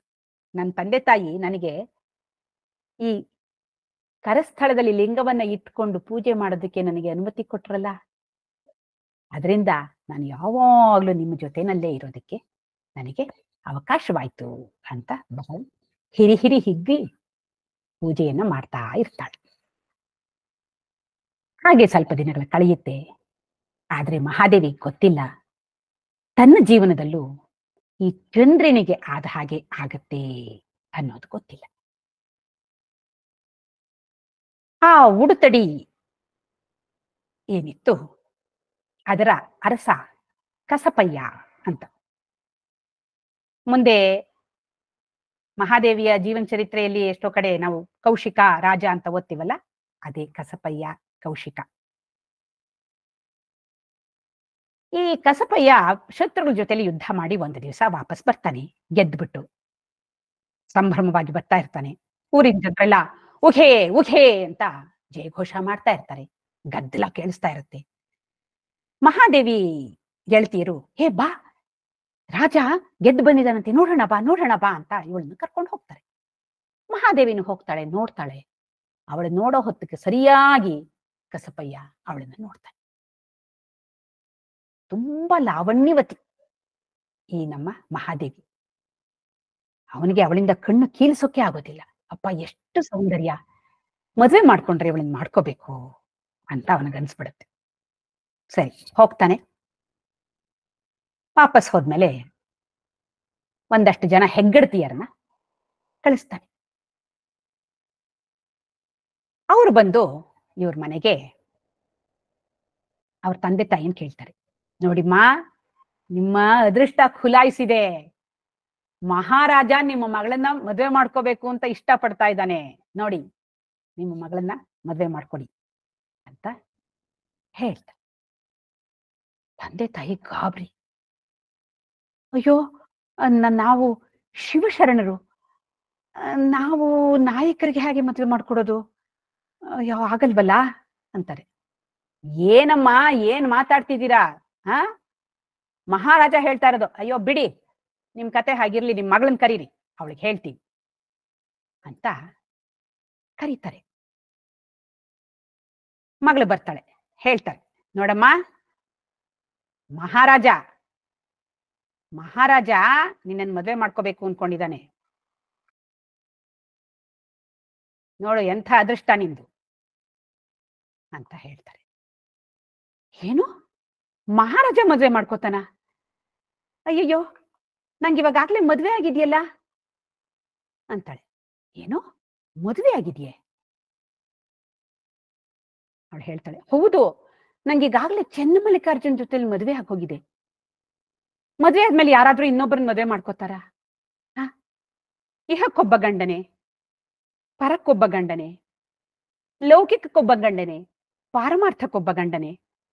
ಎನ್ನ ಗಂಡ ಚೆನ್ನಮಲ್ಲಿಕಾರ್ಜುನ ದೇವರಲ್ಲದೆ ಮಿಕ್ಕಿನ ಗಂಡರೆಲ್ಲ ಮುಗಿಲ ಮರಿಯ ಬೊಂಬೆಯಂತೆ ಅಂತಾಳೆ. ನೋಡಿಮ್ಮ, ಈಗಾಗ್ಲೇ ಮದ್ವೆ ಆಗಿದೆ, ಅಂಥದ್ರಲ್ಲಿ ನಾನು ಈಹಕ್ಕೆ ಒಬ್ಬ ಗಂಡ, ಪರಕ್ಕೊಬ್ಬ ಗಂಡ ಅಂತ ಇಬ್ಬಿಬ್ರನ್ನ ಮದ್ವೆ ಮಾಡ್ಕೊಳಕ್ಕಾಗತ್ತಾ? ಇಲ್ಲಮ್ಮ, ದಯವಿಟ್ಟು ನನ್ನನ್ನು ಕ್ಷಮಿಸಿ ಅಂತ ಹೇಳ್ತಾಳೆ. ಆಮೇಲೆ ಹೇಳ್ತಾಳೆ, ಎರದ ಮುಳ್ಳಿನಂತೆ ಪರಗಂಡರೆನಗವ್ವ, ಸೋಂಕಲಮ್ಮೆ ಸುಳಿಯಲಮ್ಮೆ, ನಂಬಿ ನಚ್ಚಿ ಮಾತನಾಡಲಮ್ಮೆನವ್ವ. ಚೆನ್ನಮಲ್ಲಿಕಾರ್ಜುನ್ ಅಲ್ಲದ ಗಂಡರಿಗೆ ಉರದಲ್ಲಿ ಮುಳ್ಳುಂಟೆಂದು ನಾನು ಅಪ್ಪಲಮ್ಮೆನವ್ವ ಅಂತಾಳೆ. ಎರದ ಮುಳ್ಳು ಅಂದ್ರೆ ಮೇಲ್ಗಡೆ ನೋಡೋದಕ್ಕೆ ನಯವಾಗಿರುತ್ತೆ, ಆದ್ರೆ ಮುಟ್ಟಿದ್ರೆ ಚುಚ್ಚುತ್ತೆ. ಆ ತರ ಇವರು, ಈ ಪರಗಂಡರು. ನಾನು ಅವ್ರನ್ನ ಮುಟ್ಟಕ್ಕೂ ಆಗಲ್ಲ, ನಾನು ಅವ್ರ ಹತ್ರ ಸುಳಿಯೋದೂ ಇಲ್ಲ, ನಂಗೆ ಅವ್ರ ಮೇಲೆ ಯಾವ ನಂಬಿಕೆನೂ ಇಲ್ಲ, ನನ್ಗೆ ಆಸೆನೂ ಇಲ್ಲ ಅವ್ರ ಬಗ್ಗೆ. ನಾನು ಮಾತಾಡಲ್ಲಮ್ಮ. ಅವರ ಎದೆಲಿ ಮುಳ್ಳಿದೆ, ನಾನು ಅವ್ರನ್ನ ಒಪ್ಕೊಂಡ್ರೆ ಅದು ಚುಚ್ಚು ಬಿಡುತ್ತೆ ನನ್ಗೆ. ಇಲ್ಲಮ್ಮ, ದಯವಿಟ್ಟು ನನ್ನ ಕ್ಷಮಿಸಿ, ನಾನು ಯಾರನ್ನು ಮದ್ವೆ ಮಾಡ್ಕೊಳ್ಳಾರೆ ಅಂತ ಹೇಳ್ತಾ. ಅವ್ರಿಗೆ ಆಶ್ಚರ್ಯ ಆಗತ್ತೆ, ಇದೇನು, ಯಾರು ಚೆನ್ನಮಲ್ಲಿಕಾರ್ಜುನ? ಎಲ್ಲಿದ್ದಾನೆ ಅವನು? ಚೆನ್ನಮಲ್ಲಿಕಾರ್ಜುನ ಇದೇ ಊರಲ್ಲೇ ಇದ್ದಾನಾ ಅಥವಾ ಬೇರೆ ಊರಲ್ಲಿ ಇದ್ದಾನಾ ಅಂತ ಕೇಳ್ತಾರೆ. ಅದಕ್ಕೆ ಇವಳು ಹೇಳ್ತಾಳೆ, ಸಾವಿಲ್ಲದ ಕೇಡಿಲ್ಲದ ರೂಹಿಲ್ಲದ ಚೆಲುವಂಗಾನು ಒಲಿದೆ ನಮ್ಮ. ಎಡೆಯಿಲ್ಲದ ಕಡೆಯಿಲ್ಲದ ತೆರೆಹಿಲ್ಲದ ಕುರುಹಿಲ್ಲದ ಚೆಲುವಂಗೆ ಆನು ಒಲಿದೆ ನವ್ವ. ಭಾವವಿಲ್ಲದ ಭಯವಿಲ್ಲದ ನಿರ್ಭಯ ಚೆಲುವಂಗೆ ಒಲಿದೆ ನಾನು. ಕುಲ ಸೀಮೆ ಇಲ್ಲದ ನಿಸ್ಸೀಮ ಚೆಲುವಂಗೆ ಒಲಿದೆ ನಾನು. ಇದು ಕಾರಣ ಚೆನ್ನಮಲ್ಲಿಕಾರ್ಜುನ ಚೆಲುವ ಗಂಡ ನೆನಗೆ, ಈ ಸಾವ ಕೆಡುವ ಗಂಡಂದೆನ ಒಯ್ದು ಒಲೆಯೊಳಗಿಕ್ಕು. ಎಲ್ಲಿದ್ದಾನೆ ಅಂತ ಕೇಳ್ತಾರಲ್ಲ, ಅದಕ್ಕೆ ಅವಳು ಹೇಳ್ತಾಳೆ, ಅಯ್ಯೋ ಅವನು ಎಲ್ಲಿಲ್ಲ ಹೇಳಿ, ಅವನು ಎಲ್ಲ ಕಡೆನೂ ಇದ್ದಾನೆ, ಅವನಿಗೆ ಸಾವೇ ಇಲ್ಲ, ಅವನಿಗೇನು ಕೆಡಕೆ ಆಗೋದಿಲ್ಲ, ಅವನಿಗಿಂಥ ಕಡೆ ಇದ್ದಾನೆ ಅಂತಿಲ್ಲ, ಎಲ್ಲ ಕಡೆನೂ ಇದ್ದಾನೆ. ಒಂದ್ ಸ್ವಲ್ಪ ಜಾಗ ಬಿಟ್ಟಿದೆ ಅಂತಾನೆ ಇಲ್ಲ, ತೆರೆಹೇ ಇಲ್ಲ. ಆದ್ರೆ ಅವನು ಎಲ್ಲಿದ್ದಾನೆ ಅಂತ ನಿಮ್ಗೆ ಕಂಡು ಹಿಡಿಯಕ್ಕೆ ಆಗಲ್ಲ, ಕುರುಹೇ ಇರೋದಿಲ್ಲ ಅವನು. ಅಂಥ ಚೆಲುವಂಗೆ ನಾನು ಒಲ್ದಿದ್ದೀನಿ ಅವ್ವ, ನೀನ್ ಕೇಳು. ಅವನಿಗೆ ಈ ಭಾವ, ಈ ಪ್ರಪಂಚ, ಈ ಬಂದು ಹೋಗ್ತೀವಲ್ಲ ನಾವು, ಇದೇನು ಇಲ್ಲ, ಅವನಿಗೆ ಭಯವೂ ಇಲ್ಲ, ನಿರ್ಭಯ ಚೆಲುವ ಅವನು. ಅವನಿಗಿಂಥ ಕುಲದವನು, ಇಂಥ ಸೀಮೆನವನು ಅಂತ ಏನಿಲ್ಲ, ಅಂಥ ನಿಸ್ಸೀಮ ಚೆಲುವ ನನ್ನ ಗಂಡ, ಅವನಿಗೆ ನಾನು ಒಲ್ದಿದ್ದೀನಿ. ಇದು ಕಾರಣ ಚೆನ್ನಮಲ್ಲಿಕಾರ್ಜುನ ಚೆಲುವ ಗಂಡ ನೆನಗೆ, ಈ ಸಾವ ಕೆಡುವ ಗಂಡನಂದ್ರೆ ನಾವು ಒಯ್ದು ಒಳೆಯೊಳಗಿಕ್ಕು ಅಂತಾಳೆ. ಇವರೆಲ್ಲ ಸತ್ತೋಗೋರ್ನೆಲ್ಲ ಏನ್ ಮಾಡ್ತೀವಿ, ಸುಟ್ಟಾಕ್ಬಿಡ್ತೀವಲ್ವಾ, ಅಂತ ಸುಟ್ಟಾಕ್ರಿ ಇವ್ರನ್ನೆಲ್ಲ ತಗೊಂಡೋಗಿ, ಇದು ನನಗೆ ಯಾಕೆ ಇವ್ರದೆಲ್ಲ ಅಂತಾಳೆ. ಅವ್ರು ಹೇಳ್ತಾರ, ಅಲ್ಲಮ್ಮ ನಿನ್ ಗಂಡ ಅವನು ಕಾಣಿಸೋದೇ ಇಲ್ಲ ಅಂತೀಯ, ಅವನಿಗೆ ಕುರುಹೇ ಇಲ್ಲ ಅಂತೀಯ, ಅವನ್ ಕಟ್ಕೊಂಡು ಏನ್ ಮಾಡ್ತೀಯ ನೀನು? ನೋಡು, ಇವನು ಕಸಪಯ್ಯ ಆದ್ರೆ ನಿನಗ್ ಸಿಗ್ತಾನೆ, ನಿನ್ ಎದ್ರಲ್ಲಿ ಇರ್ತಾನೆ, ನಿನ್ಗೇನಾದ್ರೂ ತೊಂದ್ರೆ ಆದ್ರೆ ಅವನು ಕಾಪಾಡ್ತಾನೆ, ನಿನ್ನ ರಾಣಿ ಹಾಗೆ ನೋಡ್ಕೊಳ್ತಾನೆ, ಎಷ್ಟು ಚೆನ್ನಾಗಿ ನೋಡ್ಕೊಳ್ತಾನೆ, ಬೇಕಾದ ಹಾಗೆ ಐಶ್ವರ್ಯ ಇದೆ ಅವನಿಗೆ, ನಿನಗೇನ್ ಕಡಿಮೆ, ಸುಮ್ನೆ ಅವನ್ ಮದುವೆ ಮಾಡ್ಕೋ ಅಂತ. ಅದಕ್ಕೆ ಇವಳು ಹೇಳ್ತಾಳೆ, ಅಯ್ಯೋ ಅಪಾರವಾದ ನಿಧಿ ಸಿಕ್ಕಿದ ಮೇಲೆ ಯಾರಾದ್ರೂ ಚಿಲ್ರೆ ಕಾಸಿಗೆ ಆಸೆ ಪಡ್ತಾರ ಅನ್ನೋ ಅರ್ಥದಲ್ಲಿ ಹೇಳ್ತಾಳೆ, ಗಿರಿಯಲಲ್ಲದೆ ಹುಲ್ಲು ಮೊರಡಿಯಲ್ಲಾಡುವುದೇ ನವಿಲು, ಕೊಳಕ್ಕಲ್ಲದೆ ಕಿರುವಳ್ಳ ಕೆಳಿಸುವುದೇ ಹಂಸೆ, ಮಾಮರ ತಳಿತಲ್ಲದೆ ಸರಗೈಯುವುದೇ ಕೋಗಿಲೆ, ಪರಿಮಳವಿಲ್ಲದ ಪುಷ್ಪ ಕೆಳಸುವುದೇ ಭ್ರಮರ. ಎನ್ನ ದೇವ ಚೆನ್ನಮಲ್ಲಿಕಾರ್ಜುನಂಗಲ್ಲದೆ ಅನ್ಯ ಕೆಳಸುವುದೇ ಎನ್ನ ಮರ, ಕೇಳಿರೆ ಕೆಳದಿಯರಿರ. ಅಲ್ಲಮ್ಮ, ನವಿಲು ಅದು ಬೆಟ್ಟ ಗುಡ್ಡಗಳಲ್ಲಿ ನರ್ತನ ಮಾಡುತ್ತೆ ಗರಿ ಬಿಚ್ಕೊಂಡು. ಅದ್ ಬಂದ್ಬಿಟ್ಟು ಹುಲ್ಗಾವಲ್ನಲ್ಲೆಲ್ಲಾದ್ರೂ ಮಾಡುತ್ತಾ? ವಿಶಾಲವಾದ ಪ್ರಶಾಂತವಾದ ಕೊಳದಲ್ಲಿ ಈಜಾಡುತ್ತೆ ಹಂಸ. ಯಾವ್ದೋ ಚಿಕ್ಕ ಪುಟ್ಟ ಹಳ್ಳ ಕೊಳ್ಳದಲ್ಲಿ ಇರುತ್ತಾ ಅದು? ಮಾವಿನ ಮರ ಚಿಗುರಿದಾಗ ಕುಹೂ ಕುಹೂ ಅಂತ ಕೂಗುತ್ತೆ ಕೋಗಿಲೆ. ಅದಕ್ಕೆ ಮುಂಚೆ ಕೂಕ್ಕೊಳ್ಳುತ್ತಾ? ಘಮ ಘಮ ಅನ್ನೋ ಹೂವು ಅದು ಅರಳಿದಾಗ ಆ ಒಂದು ಭ್ರಮರ ಬರುತ್ತೆ. ಸುಮ್ನೆ ಬರುತ್ತಾ ಅದು? ಹಾಗೆ ನನ್ನ ದೇವ ಚೆನ್ನಮಲ್ಲಿಕಾರ್ಜುನ, ಅವನನ್ನು ಬಿಟ್ಬಿಟ್ಟು ಬೇರೆಯವ್ರ ಕಡೆಗೆ ನನ್ ಗಮನ ಬರುತ್ತಾ? ಎಲ್ಲಾದ್ರೂ ಉಂಟಾ? ಹೇಳ್ತಿರಲ್ಲ ನೀವು ಅಂತ ಹೇಳ್ತಾಳೆ. ಅವಾಗ ಅವ್ರು ಹೇಳ್ತಾರೆ, ಸರಿಯಮ್ಮ ಆಯ್ತು, ಏನೋ ಹೇಳ್ತಾ ಇದೀಯಾ, ನಮ್ಗೇನು ಗೊತ್ತಾಗ್ತಾ ಇಲ್ಲ, ನಾವ್ ಇದನ್ನ ತಗೊಂಡೋಗಿ ಹೇಳ್ತೀವಿ ರಾಜಂಗೆ, ನೋಡೋಣ ರಾಜ ಏನ್ ಹೇಳ್ತಾನೆ ಅಂತ ಹೋಗಿ ಅವರುಗಳು ರಾಜಂಗೆಲ್ಲ ವರದಿ ಒಪ್ಪಿಸ್ತಾರೆ. ರಾಜ ಆಮೇಲೆ ಏನ್ ಮಾಡ್ತಾನೆ, ಮಂತ್ರಿಗಳನ್ನ ಕಳಿಸ್ತಾನೆ. ಹೋಗಿ ಅವಳಿಗೆ ಆದಷ್ಟು ಅವಳನ್ನ ಒಪ್ಸೋ ಪ್ರಯತ್ನ ಮಾಡಿ, ಒಪ್ಲಿಲ್ವಾ ಅವಳಿಗೆ ಹೇಳಿ, ಇದು ರಾಜಾಜ್ಞೆ, ನಿನ್ನ ತಂದೆ ತಾಯರನ್ನ ಆಜೀವ ಪರ್ಯಂತ ಕಾರಾಗೃಹಕ್ಕೆ ಹಾಕ್ತಾರೆ, ನಿನ್ನನ್ನ ಬಂಧಿಸಿ ಕರ್ಕೊಂಡು ಹೋಗ್ತೀವಿ, ಮದ್ವೆ ಮಾಡ್ತೀವಿ, ನೋಡು ನೀನೇ ಯೋಚನೆ ಮಾಡು, ನೀನೇ ಒಪ್ಕೊಂಡ್ಬರ್ತೀಯೋ ಅಥವಾ ಹೀಗ್ ಮಾಡ್ಬೇಕು ಅಂತ ಕೇಳಿ ಅಂತ ಹೇಳಿ ಕಳಿಸ್ತಾರೆ. ಬರ್ತಾರೆ ಇವರು ಮಂತ್ರಿಗಳು, ಅವ್ರಿಗೂ ಹೇಳ್ತಾಳೆ ಇವಳು, ನನ್ ಗಂಡ ಅಂಥವನು ಇಂಥವನು, ನಾನಾಗ್ಲೇ ಮದ್ವೆ ಆಗಿದೆ, ಎಲ್ಲಾ ಪಾಪ ವರದಿ ಹೇಳ್ತಾಳೆ. ಅವರು ಎಲ್ಲ ಕೇಳಿಸ್ಕೊತಾರೆ. ಕೇಳಿಸ್ಕೊಂಡ್ಮೇಲೆ ಹೇಳ್ತಾರೆ, ಎಲ್ಲ ಸರಿನಮ್ಮ, ನೀನ್ ಹೇಳೋದೆಲ್ಲ ಸರಿ, ಆದ್ರೆ ಏನ್ ಮಾಡೋದಮ್ಮ, ನಾವು ರಾಜನ್ ಚಾಕ್ರಿಲಿರೋರು, ಅವನ್ ಏನ್ ಹೇಳ್ತಾನೋ ನಾವ್ ಅದನ್ನ ಮಾಡ್ಬೇಕು. ಅದಕ್ಕೆ ಈಗ ನೋಡು, ರಾಜ ಹೇಳ್ ಕಳ್ಸಿದಾನೆ, ನೀನು ಒಪ್ಕೊಂಡು ಬಂದ್ಯೋ ಸರಿ, ಇಲ್ವಾ ನಿಮ್ ತಂದೆ ತಾಯಿಯರ್ನ ಆಜೀವ ಪರ್ಯಂತ ಕಾರಾಗೃಹಕ್ಕೆ ಹಾಕ್ತಾನಂತೆ, ನಿನ್ನನ್ನ ಬಂಧಿಸಿ ಕರ್ಕೊಂಡ್ ಬರಕ್ಕೆ ಹೇಳಿದಾನೆ ನಮಗೆ, ನೀನೇ ಯೋಚನೆ ಮಾಡೋಣ ಅಂತಾರೆ. ಪೆಚ್ಚಾಗ್ಬಿಡುತ್ತೆ ಇವಳಿಗೆ. ಪುಟ್ಟ ಹುಡುಗಿ ಪಾಪ, ಇನ್ನು 18 ವರ್ಷ. ಅಯ್ಯೋ ಹೀಗಾಗೋಯ್ತಾ, ನನ್ನಿಂದ ನಮ್ ತಂದೆ ತಾಯಿ ಆಜೀವ ಪರ್ಯಂತ ಕಾರಾಗೃಹದಲ್ಲಿ ಇರ್ಬೇಕಾ? ಇದು ಯಾವ ನ್ಯಾಯ? ಇಲ್ಲ ಇಲ್ಲ, ಇದಾಗಬಾರ್ದು. ಆದ್ರೆ ನಾನು ಇದ್ಯಾರೋ ಈ ಭವಿಯನ್ನ ನಾನು ಮದುವೆ ಮಾಡ್ಕೋಬೇಕಾ? ಅಯ್ಯೋ ಇದು ಏನಪ್ಪಾ, ಇದು ಈ ತರ ಆಗೋಯ್ತಲ್ಲ ನನ್ಗೆ ಅನ್ಕೋತಾಳೆ. ಆಮೇಲೆ ಹೇಳ್ತಾಳೆ, ಆಯ್ತು ನಾನೇ ಬರ್ತೀನಿ, ನೀವೇನ್ ಬಂಧಿಸ್ಬೇಡಿ ನನ್ನ, ಹೋಗಿ ಹೇಳಿ ನಿಮ್ ರಾಜಂಗೆ, ಒಂದ್ ಕರಾರು, ಅವನೇ ಬರ್ಬೇಕು ನಮ್ಮ ಮನೆಗೆ, ಬಂದ್ಬಿಟ್ಟು ನಮ್ಮ ತಂದೆ ತಾಯಿ ಹತ್ರ ನನ್ನನ್ನು ಮದುವೆ ಮಾಡ್ಕೋಬೇಕು ಅಂತ ಕೇಳ್ಬೇಕು. ಆಮೇಲೆ ನನ್ನದು ಕೆಲವು ಕರಾರುಗಳಿದೆ, ನಾನು ದಿನ ಶಿವ ಪೂಜೆ ಮಾಡ್ಬೇಕು, ದಿನಾಗ್ಲೂ ಜಂಗಮ ದಾಸೋಹ ಮಾಡ್ಬೇಕು, ಆಮೇಲೆ ನಾನು ಹೇಳೋವರೆಗೂ ರಾಜ ನನ್ನ ಮೈ ಮುಟ್ಟಬಾರ್ದು, ಈ ತರ ಎಲ್ಲ ನಂದು ಕರಾರಿದೆ. ಅವನಿಗೆ ಹೇಳಿ, ಅವನು ಹ್ಞೂ ಅಂದ್ರೆ ನಾನು ಮದುವೆ ಮಾಡ್ಕೋತೀನಿ ಅಂತ ಹೇಳ್ತಾಳೆ. ಇವ್ರು ಹೋಗ್ತಾರೆ, ಎಲ್ಲ ಹೇಳ್ತಾರೆ. ರಾಜನ್ ಖುಷಿ ಕರಾರ, ಸರಿ ಸರಿ, ಯಾವ ಕರಾರ ಆದ್ರೂ ಸರಿ ನಾನು ಒಪ್ಕೊಂಡೆ ಅಂದಿದ್ದೇನೆ, ರಸ ಹತ್ತಿ ಬಂದೇ ಬಿಡ್ತಾನೆ. ನೋಡ್ತಾಳೆ, ಇವನು ಬಂದೇ ಆಯ್ತು. ಅಯ್ಯೋಯ್ಯೋ ಏನಪ್ಪಾ ಗ್ರಹಚಾರ, ಚೆನ್ನಮಲ್ಲಿಕಾರ್ಜುನ ಏನಪ್ಪಾ ನೀನು ಮಾಡ್ತಾ ಇರೋದು? ಗಂಡ ನೀನು, ಹೆಂಡತಿಯಾನು, ಮತ್ತೊಬ್ಬರಿಲ್ಲಯ್ಯ, ನಿನ್ನ ಬೆಂಬಿಳಿಯಲಾನು ಮೆಚ್ಚಿ ಬಂದೆ, ಕಂಡವರೆಲ್ಲ ಬಲು ಹಿಂದ ಕೈ ಹಿಡಿದರೆ ಗಂಡ ನಿನಗೆ ಸೇರಣಿ ಎಂತಾಗಿತ್ತು ಹೇಳ ಚೆನ್ನಮಲ್ಲಿಕಾರ್ಜುನಯ್ಯ, ನಿನ್ನ ತೋಳ ಮೇಲವಳನ್ನು ಅನ್ಯರು ಎಳೆದೊಯ್ಯುವರೆ ನೋಡುತ್ತಿಹುದು ಉಚಿತವೇ ಕರುಣೆಗಳ ರಸ ಅಂತಾಳೆ.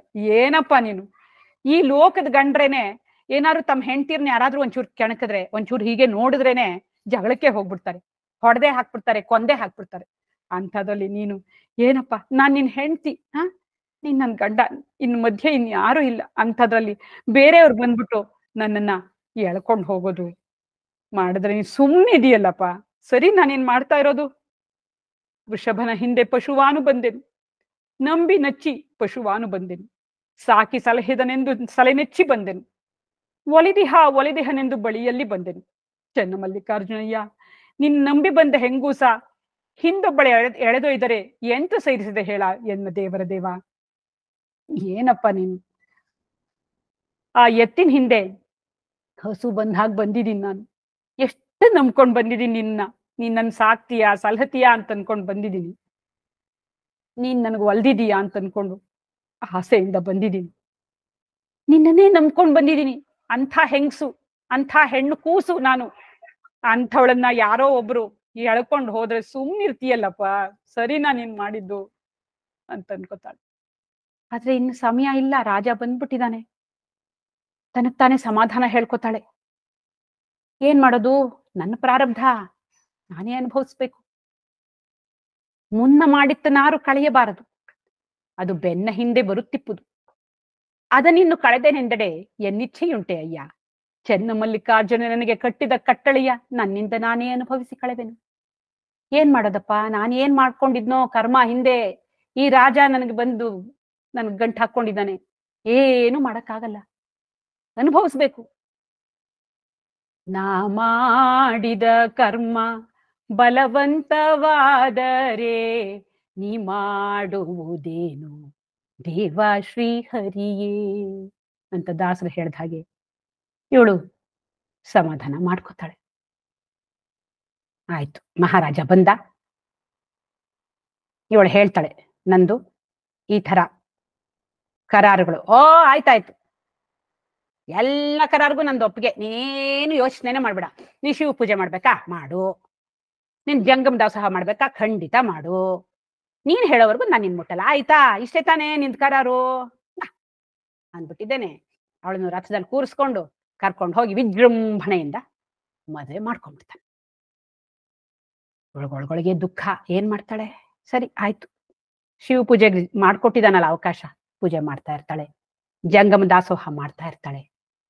ಅದ್ರಲ್ಲಿ ಮಾಡ್ಕೊಂಡು ಪೂರ್ಣವಾಗಿ ಆ ಕಡೆಗೆ ಎದ್ದು ಬಿಡ್ತಾಳೆ. ಈ ರಾಜನ ಕಡೆಗೆ ಗಮನವೇ ಇಲ್ಲ ಅವಳಿಗೆ. ಈ ರಾಜಂಗೋ ಕಾಯ್ತಾ ಇದ್ದಾನೆ. ಅವನಿಗೇನಪ್ಪಾ ಅಂದ್ರೆ ಅವನಿಗೆ ಧೈರ್ಯ. 18 ವರ್ಷ ಪ್ರಾಯ ಆಗ ಬರ್ತಾ ಇದೆ. ಎಂಥ ವೈಭೋಗ ಅವಂದು. ಅದನ್ನೆಲ್ಲ ನೋಡಿ ಈ ಹುಡುಗಿ ಎಷ್ಟ್ ದಿವಸ ಪೂಜೆ ಮಾಡಿತ್ತು, ಎಷ್ಟ್ ದಿವಸ ಜಂಗಮ ದಾಸೋಹ ಮಾಡಿತ್ತು. ಅಯ್ಯೋ ಬರ್ತಾಳೆ 4 ದಿವಸ ಸ್ವಲ್ಪ ಸೈರಣೆಯಿಂದ ಇದ್ರಾಯ್ತು ಅಂದ್ಕೊಂಡು ಮಾಡ್ಕೊಂಡಿರ್ತಾನೆ ಮದ್ವೆ. ನೋಡಿದ್ರೆ ಈ ಹುಡುಗಿ ಅವನ ಕಡೆ ತಿರುಗಿ ನೋಡ್ತಾನೆ ಇಲ್ಲ. ಇವಳು ಪಾಡಿಗೆ ಇವಳು ಪೂಜೆ ಮಾಡೋದೇನು, ಧ್ಯಾನ ಮಾಡೋದೇನು, ದಾಸೋಹ ಮಾಡೋದೇನು. ನೋಡ್ತಾನೆ ಇವಳು ರೂಪ ಬೇರೆ ಆಕರ್ಷಿಸ್ತಾ ಇದೆ ಅವನ್ನ. ಒಂದು ದಿವಸ ಇವಳು ಪೂಜೆ ಮಾಡಿ ಧ್ಯಾನಾಸಕ್ತಳ ಕೂತಿದ್ದಾಳೆ. ತಡ್ಕೊಳಕ್ಕೆ ಆಗಲ್ಲ ಅವನಿಗೆ. ಓಡ್ ಬಂದು ಇವಳನ್ನ ಒಪ್ಕೊಂಡ್ಬಿಡ್ತಾಳೆ. ನೋಡ್ತಾಳೆ ಕೌಶಿಕ, ತಳ್ಳಿಬಿಡ್ತಾಳೆ. ಅಂದ್ಬಿಟ್ಟು ಹೇಳ್ತಾಳೆ, ಎಮ್ಮೆಗೊಂದು ಚಿಂತೆ, ಸಮ್ಮಗಾರನಿಗೊಂದು ಚಿಂತೆ, ಧರ್ಮಿಗೊಂದು ಚಿಂತೆ, ಕರ್ಮಿಗೊಂದು ಚಿಂತೆ, ಎನಗೆ ಎನ್ನ ಚಿಂತೆ, ತನಗೆ ತನ್ನ ಕಾಮದ ಚಿಂತೆ. ಒಲ್ಲೆ ಹೋಗು, ಸೆರಗ ಬಿಡು ಮರುಳೆ, ಎನಗೆ ಚೆನ್ನಮಲ್ಲಿಕಾರ್ಜುನ ದೇವರು ಒಲಿವರೋ ಒಲಿಯರೋ ಎಂಬ ಚಿಂತೆ ಅಂತಾಳೆ. ಏನ್ ಬಂದ್ಬಿಟ್ಟೆ ಅಲ್ಲ. ಎಮ್ಮೆಗೆ ಯಾವಾಗ ಹುಲ್ ಸಿಗುತ್ತೋ, ಯಾವಾಗ ನೀರ್ ಸಿಗುತ್ತೋ, ಯಾವಾಗ ಹೊಟ್ಟೆ ತುಂಬಾ ತಿಂದೇನೋ ಅಂತ ಅದು ಯೋಚನೆ ಮಾಡ್ತಾ ಇದ್ರೆ, ಈ ಚರ್ಮ ಹದ ಮಾಡಿ ಚಪ್ಪಲಿ ಮಾಡ್ತಾನಲ್ಲ ಅವನು, ಈ ಎಮ್ಮೆ ಯಾವಾಗ ಸಾಯುತ್ತೆ, ನನ್ಗೆ ಯಾವಾಗ ಈ ಚರ್ಮ ಸಿಗುತ್ತೆ, ಯಾವಾಗ ಚಪ್ಪಲಿ ಮಾಡೇನು ಅಂತ ಅವನು ಯೋಚನೆ ಮಾಡ್ತಾ ಇರ್ತಾನಂತೆ. ಧರ್ಮದ ಕೆಲಸ ಮಾಡೋವನ್ಗೆ ಇನ್ನೆಲ್ಲಿ ಹೋಗಿ ಧರ್ಮದ ಕೆಲಸ ಮಾಡ್ಲಿ, ಇನ್ಯಾರಿಗೆ ಸಹಾಯ ಮಾಡ್ಲಿ ಅಂತ ಅವನು ಯೋಚನೆ ಮಾಡ್ತಾ ಇದ್ರೆ, ಕರ್ಮಿ ತನ್ನ ಸ್ವಾರ್ಥಕ್ಕೋಸ್ಕರ ಕೆಲಸ ಮಾಡೋನು ಇನ್ನೆಲ್ಲಿ ಹೋಗಿ ನನ್ನ ಬೆಳೆ ಬೇಯಿಸ್ಕೊಳ್ಳಿ, ಇನ್ಯಾರು ತಲೆ ಹೊಡಿಲಿ ಅಂತ ಅವನು ಯೋಚನೆ ಮಾಡ್ತಾ ಇರ್ತಾನಂತೆ. ಹಾಗೆ ನನಗೆ ಎನ್ನ ಚಿಂತೆ, ಏನ್ ಚಿಂತೆ ನನ್ಗೆ? ಚೆನ್ನಮಲ್ಲಿಕಾರ್ಜುನ ದೇವರು ಒಲಿತಾನೋ ಒಲಿಯಲ್ವೋ ಅನ್ನೋ ಚಿಂತೆ ನನಗೆ. ನಿನಗೆ ಇನ್ನು ಕಾಮದ ಚಿಂತೆ ಹೋಗಾಕಿ ಅಂತ ಬೈತಾಳೆ. ಅವಳಿಗೆ ಆಶ್ಚರ್ಯ ಆಗತ್ತೆ. ಏನಪ್ಪಾ ಈ ಮಾಯೆ, ನನಗ್ ಬೇಡ ಬೇಡ ಅಂತ ಬಿಟ್ರು ಕೂಡ ಇದೇನೋ ಬಂದ್ ನನ್ಗ್ ತಗಲಿ ಹಾಕೊಳ್ತಲ್ಲ. ಬಿಟ್ಟೆನೆಂದಡೆ ಬಿಡದಿ ಮಾಯೆ, ಬಿಡದಿದ್ದಡೆ ಬೆಂಬತ್ತಿತ್ತು ಮಾಯೆ, ಯೋಗಿಗೆ ಯೋಗಿಣಿಯಾಗಿತ್ತು ಮಾಯೆ, ಸವಣಂಗೆ ಸವಣಿಯಾಗಿತ್ತು ಮಾಯೆ, ಯತಿಗೆ ಪರಾಖಿಯಾಗಿತ್ತು ಮಾಯೆ. ನಿನ್ನ ಮಾಯೆಗೆ ನಾನು ಅಂಜುವವಳೆಲ್ಲ ಚೆನ್ನಮಲ್ಲಿಕಾರ್ಜುನ ದೇವ ನಿಮ್ಮಾಣೆ ಅಂತ. ಯೋಗಿ ಅವನು ಪಾಪ ಎಲ್ಲ ಒಂದು ಕ್ರಮದಲ್ಲಿ ಯೋಗಾಭ್ಯಾಸ ಏನು ಒಂದೊಂದೇ ಒಂದೊಂದೇ ಮಾಡಿಕೊಂಡು ಸಮಾಧಿ ಸ್ಥಿತಿಗೆ ಹೋಗ್ಬಿಡ್ಬೇಕು, ಅದರಲ್ಲೇ ತಾನು ಮುಳುಗ್ ಹೋಗ್ಬೇಕು ಅಂತ ಯಮ ನಿಯಮ, ಆಸನ, ಪ್ರಾಣಾಯಾಮ, ಪ್ರತ್ಯಾಹಾರ, ಧಾರಣ, ಧ್ಯಾನ, ಸಮಾಧಿ ಅಂತ ಅವನು ಕನಸು ಕಾಣ್ತಾ ಇರ್ತಾನೆ. ಬರ್ತಾಳೊಬ್ಳು ಯೋಗಿನಿ, ನಾನು ನಿಮ್ ಜೊತೆನಲ್ಲಿ ಮಾಡ್ತೀನಿ, ನನಗೂ ಅವಕಾಶ ಕೊಡಿ, ನನಗೂ ಕಲಿಸ್ಕೊಡಿ ಅಂತಾಳೆ. ಸರಿ ಕೂರ್ಸ್ಕೊತಾನೆ, ಅವಳಿಗೂ ಕಲ್ಸಕ್ ಹೋಗ್ತಾನೆ. ಅವಳಿಗೆ ಕಲಿಸೋ ಒಂದು ಸಮಯದಲ್ಲಿ ಯೋಗ ಹೋಗಿ ನಿಯೋಗದಲ್ಲಿ ಪರ್ಯವಸಾನ ಆಗಿ ಹೋಗುತ್ತೆ. ಶ್ರವಣಂಗೆ ಸವಣಿಯಾಯಿತು ಮಾಯೆ. ಈ ಶ್ರಮಣರು ಅಂತ ಜೈನ ಬೌದ್ಧ ಧರ್ಮಗಳಲ್ಲಿ ಇರ್ತಾರೆ. ಅವರು ಹೀಗೆ ಪಾಪ ಏನೋ ಸಾಧನೆ ಮಾಡ್ಬೇಕು ಅಂತ ಹೋಗ್ತಾರೆ. ಅವ್ರಿಗೂ ಯಾರೋ ಒಬ್ಳು ಶ್ರಮಣಿ ನೇತ್ ಹಾಕೋತಾಳೆ, ಆಯ್ತು ಕತೆ ಮುಗೀತು, ಅವರ ಸಾಧನೆ ಎಲ್ಲ ಗೋವಿಂದ ಹೋಗ್ಬಿಡುತ್ತೆ. ಯತಿಗೆ ಪರಾಕಿಯಾಯಿತ್ತು ಮಾಯೆ. ಯತಿ ಅವನು ಬೇರೆಯವರ ವಸ್ತುಗಳನ್ನ ಮುಟ್ಟೋದೇ ಇಲ್ಲ, ಮುಟ್ಟಬಾರದು ಅಂತ ಬಹಳ ಕಠಿಣವಾಗಿ ಆಚರಣೆ ಮಾಡ್ತಾ ಇರ್ತಾನೆ. ಹೀಗೆ ಭಿಕ್ಷೆ ಬೇಡ್ಕೊಂಡು ಹೋಗ್ತಾ ಇರ್ತಾನೆ. ಎಲ್ಲೋ ಒಂದ್ ಕಡೆ ಯಾರ್ದೋ ಮನೇಲಿ ಫಳಫಳ ಅಂತ ಹೊಳಿತಾ ಇರತ್ತೆ ಚಿನ್ನದ್ದು ಹರಿವಾಣ. ಆಸೆ ಆಗತ್ತೆ, ಆ ಕಡೆ ಈ ಕಡೆ ನೋಡಿ ಮೆಲ್ಲಿಗೆ ಜೋಳಿಗೆ ಒಳಗೆ ಹಾಕೊಂಡ್ಬಿಡ್ತಾನೆ. ಹೀಗೆ ಈ ಮಾಯೆ ಅನ್ನೋದು ಕಾಡುತ್ತೆ. ಆದ್ರೆ ಚೆನ್ನಮಲ್ಲಿಕಾರ್ಜುನ ದೇವ, ನಿನ್ನ ಮಾಯೆಗ್ ನಾನ್ ಅಂಜೋಳಲ್ಲ, ನಿಮ್ ಮಾಣೆ ಅಂತ ಹೇಳ್ತಾಳೆ. ಹೀಗೆ ಮತ್ತೆ ತನ್ನ ಶಿವಪೂಜೆಯನ್ನ, ಜಂಗಮ ದಾಸೋಹವನ್ನ ಮುಂದುವರ್ಸ್ಕೊಂಡು ಹೋಗ್ತಾ ಇರ್ತಾಳೆ. ರಾಜ ಕಾಯ್ತಾನೆ, ಆಗಲ್ಲ ಅವನ ಕೈಯಲ್ಲಿ. ಮತ್ತೆ 2 ಸರ್ತಿ ಅವಳನ್ನ ಮುಟ್ಟೋ ಪ್ರಯತ್ನವನ್ನ ಮಾಡಿಬಿಡ್ತಾನೆ. ಇವಳ ಸೈರಣೆ ನೀರ್ ಹೋಗುತ್ತೆ. ಹೇಳ್ತಾಳೆ, ಎಲೆ ಕಾಲಂಗೆ ಸೂರೆಯಾದ ಕರ್ಮಿ, ಎಲೆ ಕಾಮಂಗೆ ಗುರಿಯಾದ ಮರುಳೆ, ಬಿಡು ಬಿಡು ಕೈಯ, ನರಕವೆಂದರಿಯದೆ ತಡೆವರೆ ಮನುಜ, ಚೆನ್ನಮಲ್ಲಿಕಾರ್ಜುನನ ಪೂಜೆಯ ವೇಳೆ ತಪ್ಪಿದರೆ ನಾಯಕ ನರಕ ಕಾಣ ನಿನಗೆ ಅಂತಾಳೆ. ಅಯ್ಯೋ, ಸತ್ತೋಗ್ತೀಯ ನೀನು, ಹುಟ್ಟಿ ಸಾಯೋ ಅಂಥವನು ನೀನು, ಕರ್ಮಿ ಅಂಥವನು ನೀನು. ಈ ಕಾಮಕ್ಕೆ ಗುರಿ ಆಗ್ತಾ ಇದೆಯಲ್ಲ, ನನ್ನ ಕೈ ಹಿಡ್ಕೋತಾ ಇದೆಯಲ್ಲ, ಇದು ನರಕಕ್ಕೆ ಕರ್ಕೊಂಡು ಹೋಗುತ್ತೆ ನಿನ್ನನ್ನ. ನನ್ನ ಪೂಜೆ ವೇಳೆಯನ್ನ ಭಂಗ ಮಾಡ್ತಾ ಇದೀಯ ನೀನು ನರಕಕ್ಕೆ ಹೋಗೋದೇ ಸೈ ಅಂತ ಹೇಳಿದ್ದೇನೆ. ಯಾವ ಸೆರಗನ್ನ ನೀನು ಹಿಡಿದು ಎಳೆಯೋಕೆ ಪ್ರಯತ್ನ ಪಟ್ಟಿಯೋ, ತಗೋ ನಿನ್ ಸೆರಗು, ನಿನ್ನ ವಸ್ತ್ರ ಎಲ್ಲ ತಗೋ ಅಂತ ಎಲ್ಲ ಬಿಸಾಕಿ ಅವನ ಮುಖಕ್ಕೆ ಬಿಸಾಕ್ಬಿಡ್ತಾಳೆ.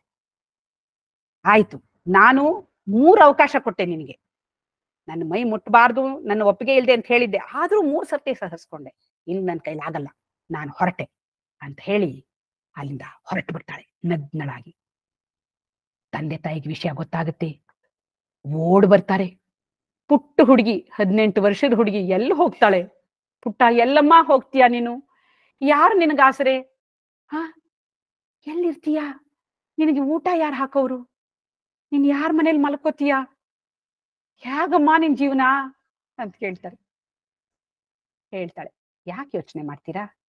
ಎಲೆ ತಾಯಿ ನೀನಂತಿರು, ಎಲೆ ತಂದೆ ನೀನಂತಿರು, ಎಲೆ ಬಂಧುವೆ ನೀನಂತಿರು, ಎಲೆ ಕುಲವೇ ನೀನಂತಿರು, ಎಲೆ ಬಲವೇ ನೀನಂತಿರು. ಚೆನ್ನಮಲ್ಲಿಕಾರ್ಜುನನ ಕೂಡುವ ಭರದಿಂದ ಹೋಗುತ್ತಿದ್ದೇನೆ, ನಿಮಗೆ ಶರಣಾರ್ಥಿ ಶರಣಾರ್ಥಿ. ಯೋಚನೆ ಮಾಡಬೇಡಿ, ನಾನು ಹೋಗ್ತಾ ಇರೋದು ಚೆನ್ನಮಲ್ಲಿಕಾರ್ಜುನನ್ನ ಸೇರೋದಕ್ಕೆ. ಏನು ತೊಂದರೆ ಆಗಲ್ಲ, ನಿಮ್ ಪಾಡು ನೀವು ನಿಶ್ಚಿಂತಿಯಿಂದ ಇರಿ ನೀವೆಲ್ಲರೂ. ಏನು ನಂಗೆ ಊಟಕ್ಕೆ, ನೀರ್ಗೆ, ಮಲ್ಕೊಳಕ್ಕೆ, ಬಟ್ಟೆಗೆ ತೊಂದರೆ ಅಂತೀರಾ? ಕೇಳಿ, ಹಸಿವಾದೊಡೆ ಊರೊಳಗೆ ಭಿಕ್ಷಾನ್ನಗಳುಂಟು, ತೃಷೆಯಾದೊಡೆ ಕೆರೆ ಬಾವಿಗಳುಂಟು, ಅಂಗಶೀತಕ್ಕೆ ಬೀಸಾಟ ಅರಿವೆಗಳುಂಟು, ಶಯನಕ್ಕೆ ಹಾಳು ದೇಗುಲಗಳುಂಟು. ಚೆನ್ನಮಲ್ಲಿಕಾರ್ಜುನಯ್ಯ, ಆತ್ಮ ಸಂಗಾತಕ್ಕೆ ನೀನೆನಗುಂಟು ಅಂತ ಹೇಳ್ತಾಳೆ. ಏನಮ್ಮ ಕಷ್ಟ? ನಂಗೆ ಹಸುವಾಗತ್ತಾ? ಊರೊಳಗೆ ಹೋಗ್ತೀನಿ, ಭಿಕ್ಷೆ ಬೇಡ್ತೀನಿ, ಹಾಕ್ತಾರೆ. ಬಾಯಾರಿಕೆ ಆಗತ್ತಾ? ಬೇಕಾದಷ್ಟು ಕೆರೆ ಹಳ್ಳ ಬಾವಿ ಎಲ್ಲ ಇದೆ, ನೀರು ಕುಡಿತೀನಿ. ಚಳಿ ಆಗತ್ತಾ? ಎಲ್ಲ ಬಿಸಾಕಿರ್ತಾರಲ್ಲ ಅವರು ಉಪಯೋಗಿಸಿ ಬಿಸಾಕಿರೋಂಥ ಬಟ್ಟೆಗಳಿರುತ್ತಲ್ಲ, ಅದನ್ನ ಹೊದ್ಕೋತೀನಿ. ಮಲ್ಕೊಳಕ್ಕೆ ಪಾಳು ಬಿದ್ದ ದೇವಸ್ಥಾನಗಳು ಬೇಕಾದಷ್ಟಿದೆ, ಏನ್ ಕಷ್ಟ? ಇದೆಲ್ಲದಕ್ಕಿಂತ ಮುಖ್ಯವಾಗಿ ನನ್ನ ಜೊತೆಗಾರ ಇದ್ದಾನೆ, ಆತ್ಮ ಸಂಗಾತಕ್ಕೆ ಚೆನ್ನಮಲ್ಲಿಕಾರ್ಜುನ ದೇವ ಇದ್ದಾನೆ ನನ್ನ ಜೊತೆನಲ್ಲಿ. ಇದಕ್ಕಿಂತ ಇನ್ನೇನ್ ಬೇಕು? ಯಾವ ಭಯ? ನೀವೆಲ್ಲ ನಿರಾತಂಕವಾಗಿರಿ, ನಾನು ಚೆನ್ನಮಲ್ಲಿಕಾರ್ಜುನ್ ಕೂಡ್ಕೊಳ್ಳೋದಕ್ಕೆ ಹೋಗ್ತಾ ಇದ್ದೀನಿ ಅಂತ ಹೇಳಿ ಹೊರಟು ಬಿಡ್ತಾಳೆ. ಹೋಗ್ತಾಳೆ ಕಾಡು ಮೇಡು ಬೆಟ್ಟ ಗುಡ್ಡ ಎಲ್ಲವನ್ನ ದಾಟ್ಕೊಂಡು ಹೋಗ್ತಾ ಇರ್ತಾಳೆ. ಪ್ರಕೃತಿಯನ್ನೆಲ್ಲ ನೋಡ್ತಾಳೆ. ಎಷ್ಟು ಸಂತೋಷ.